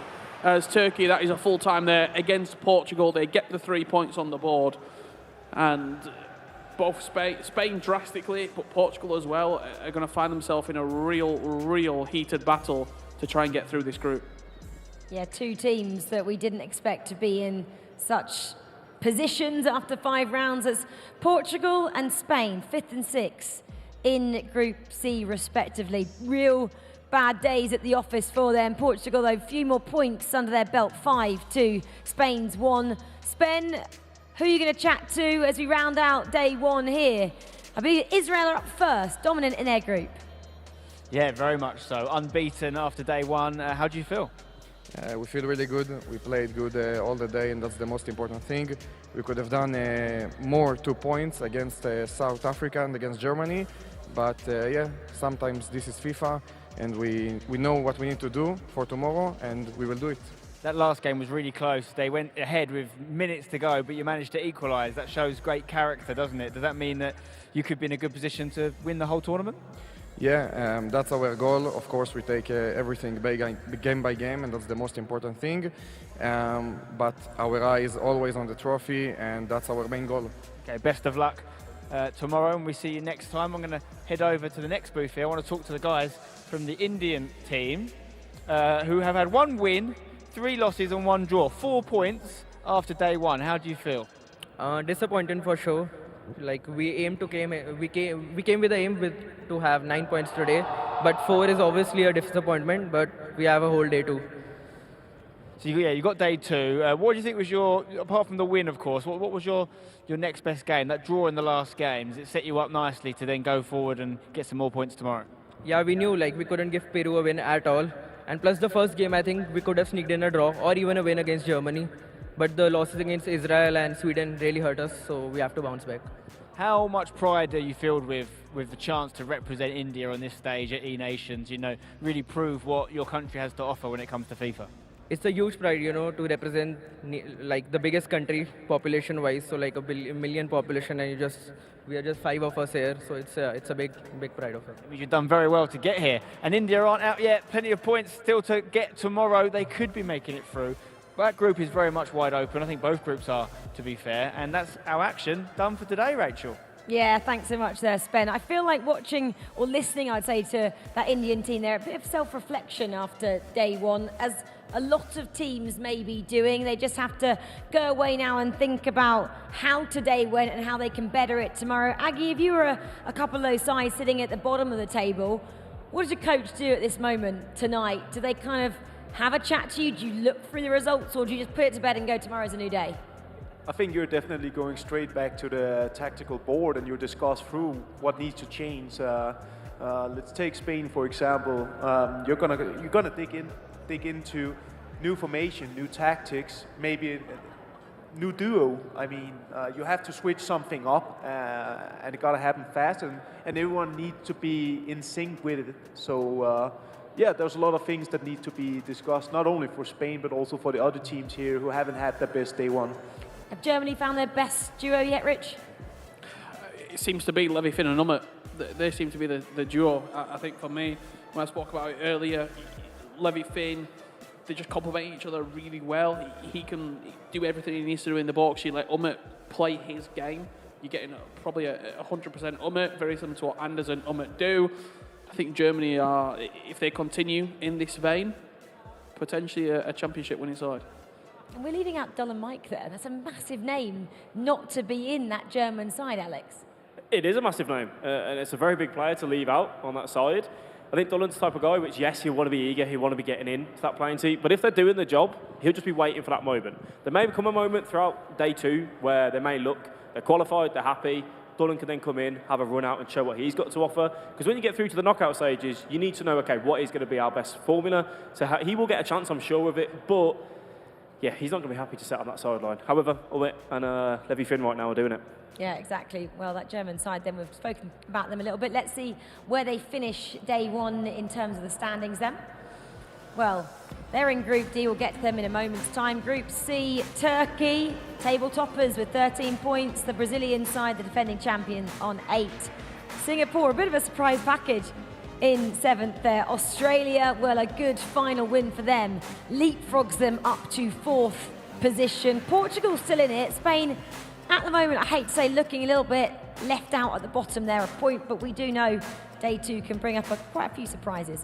Group D then, Israel and Sweden, well, they both end up with 9 points. Germany on 8, we think they found the best duo now. Peru, South Americans doing it once again in 6 points. India on 4. South Africa really struggling then at the bottom of that group, only on 2 points. Yeah, and I mean, it just goes to show that it's a game of margins, and it's a very strict line between failure and success, because South Africa were leading that last match against Israel, and would they have got the 3 points there, they would be on 4 points, which on the standings would be a major difference and a major feeling for them coming into day 2 in terms of placement and what they can overcome. So they'll also be back and hopefully be a bit more relaxed when they get a lead and make sure that they're ready to defend that. Tuga, one of only 6 players who are in all 3 World Championships. Alex, surely he can't go out at the group stages again tomorrow. It's going to be playing on his mind, that's for sure. He's going to be sat there tonight saying, a few days ago, we saw ourselves get grouped. Yes, it's a different team, it's a different setup, but he does not want to be a part of that. He wants to push them on and get through. I think for Tuga's sake as well, it's about putting in a big performance tomorrow with Portugal, just so when it comes to the last tournament of the year, he's going in at least with that positive mindset. Aggie mentioned earlier on how can it have a knock-on effect with Andoni, with Spain, and in Portugal as well with Tuga. He's going to make sure they have a big day tomorrow. Well, Andoni's here for 2, and this is his final competition. And again, it looks like it could be a similar story. For Spain, very, very simple. Win outright. 12 points minimum if you want to get through. You come into the day, you're not worrying about small margins, you're not worrying about other teams, you're not worrying about permutations. Win. It's as simple as that. I mean, thank you, Aggie, Rich, and Alex. Spain have got to win tomorrow to keep their hopes alive here in Riyadh. Can it be done? Well, at the moment, they've got to overhaul the likes of Israel and Sweden and Turkey, France and Argentina, who are all table toppers in their own groups. We do know, though, that anything can happen in FIFA esports, and we saw it only a few days ago. So find out who goes through to the knockouts in this, the FIFAe Nations Cup, when you come back, and we get to do it all again tomorrow. Same time, same place. We'll be here. Will you come back and see us then? Good night.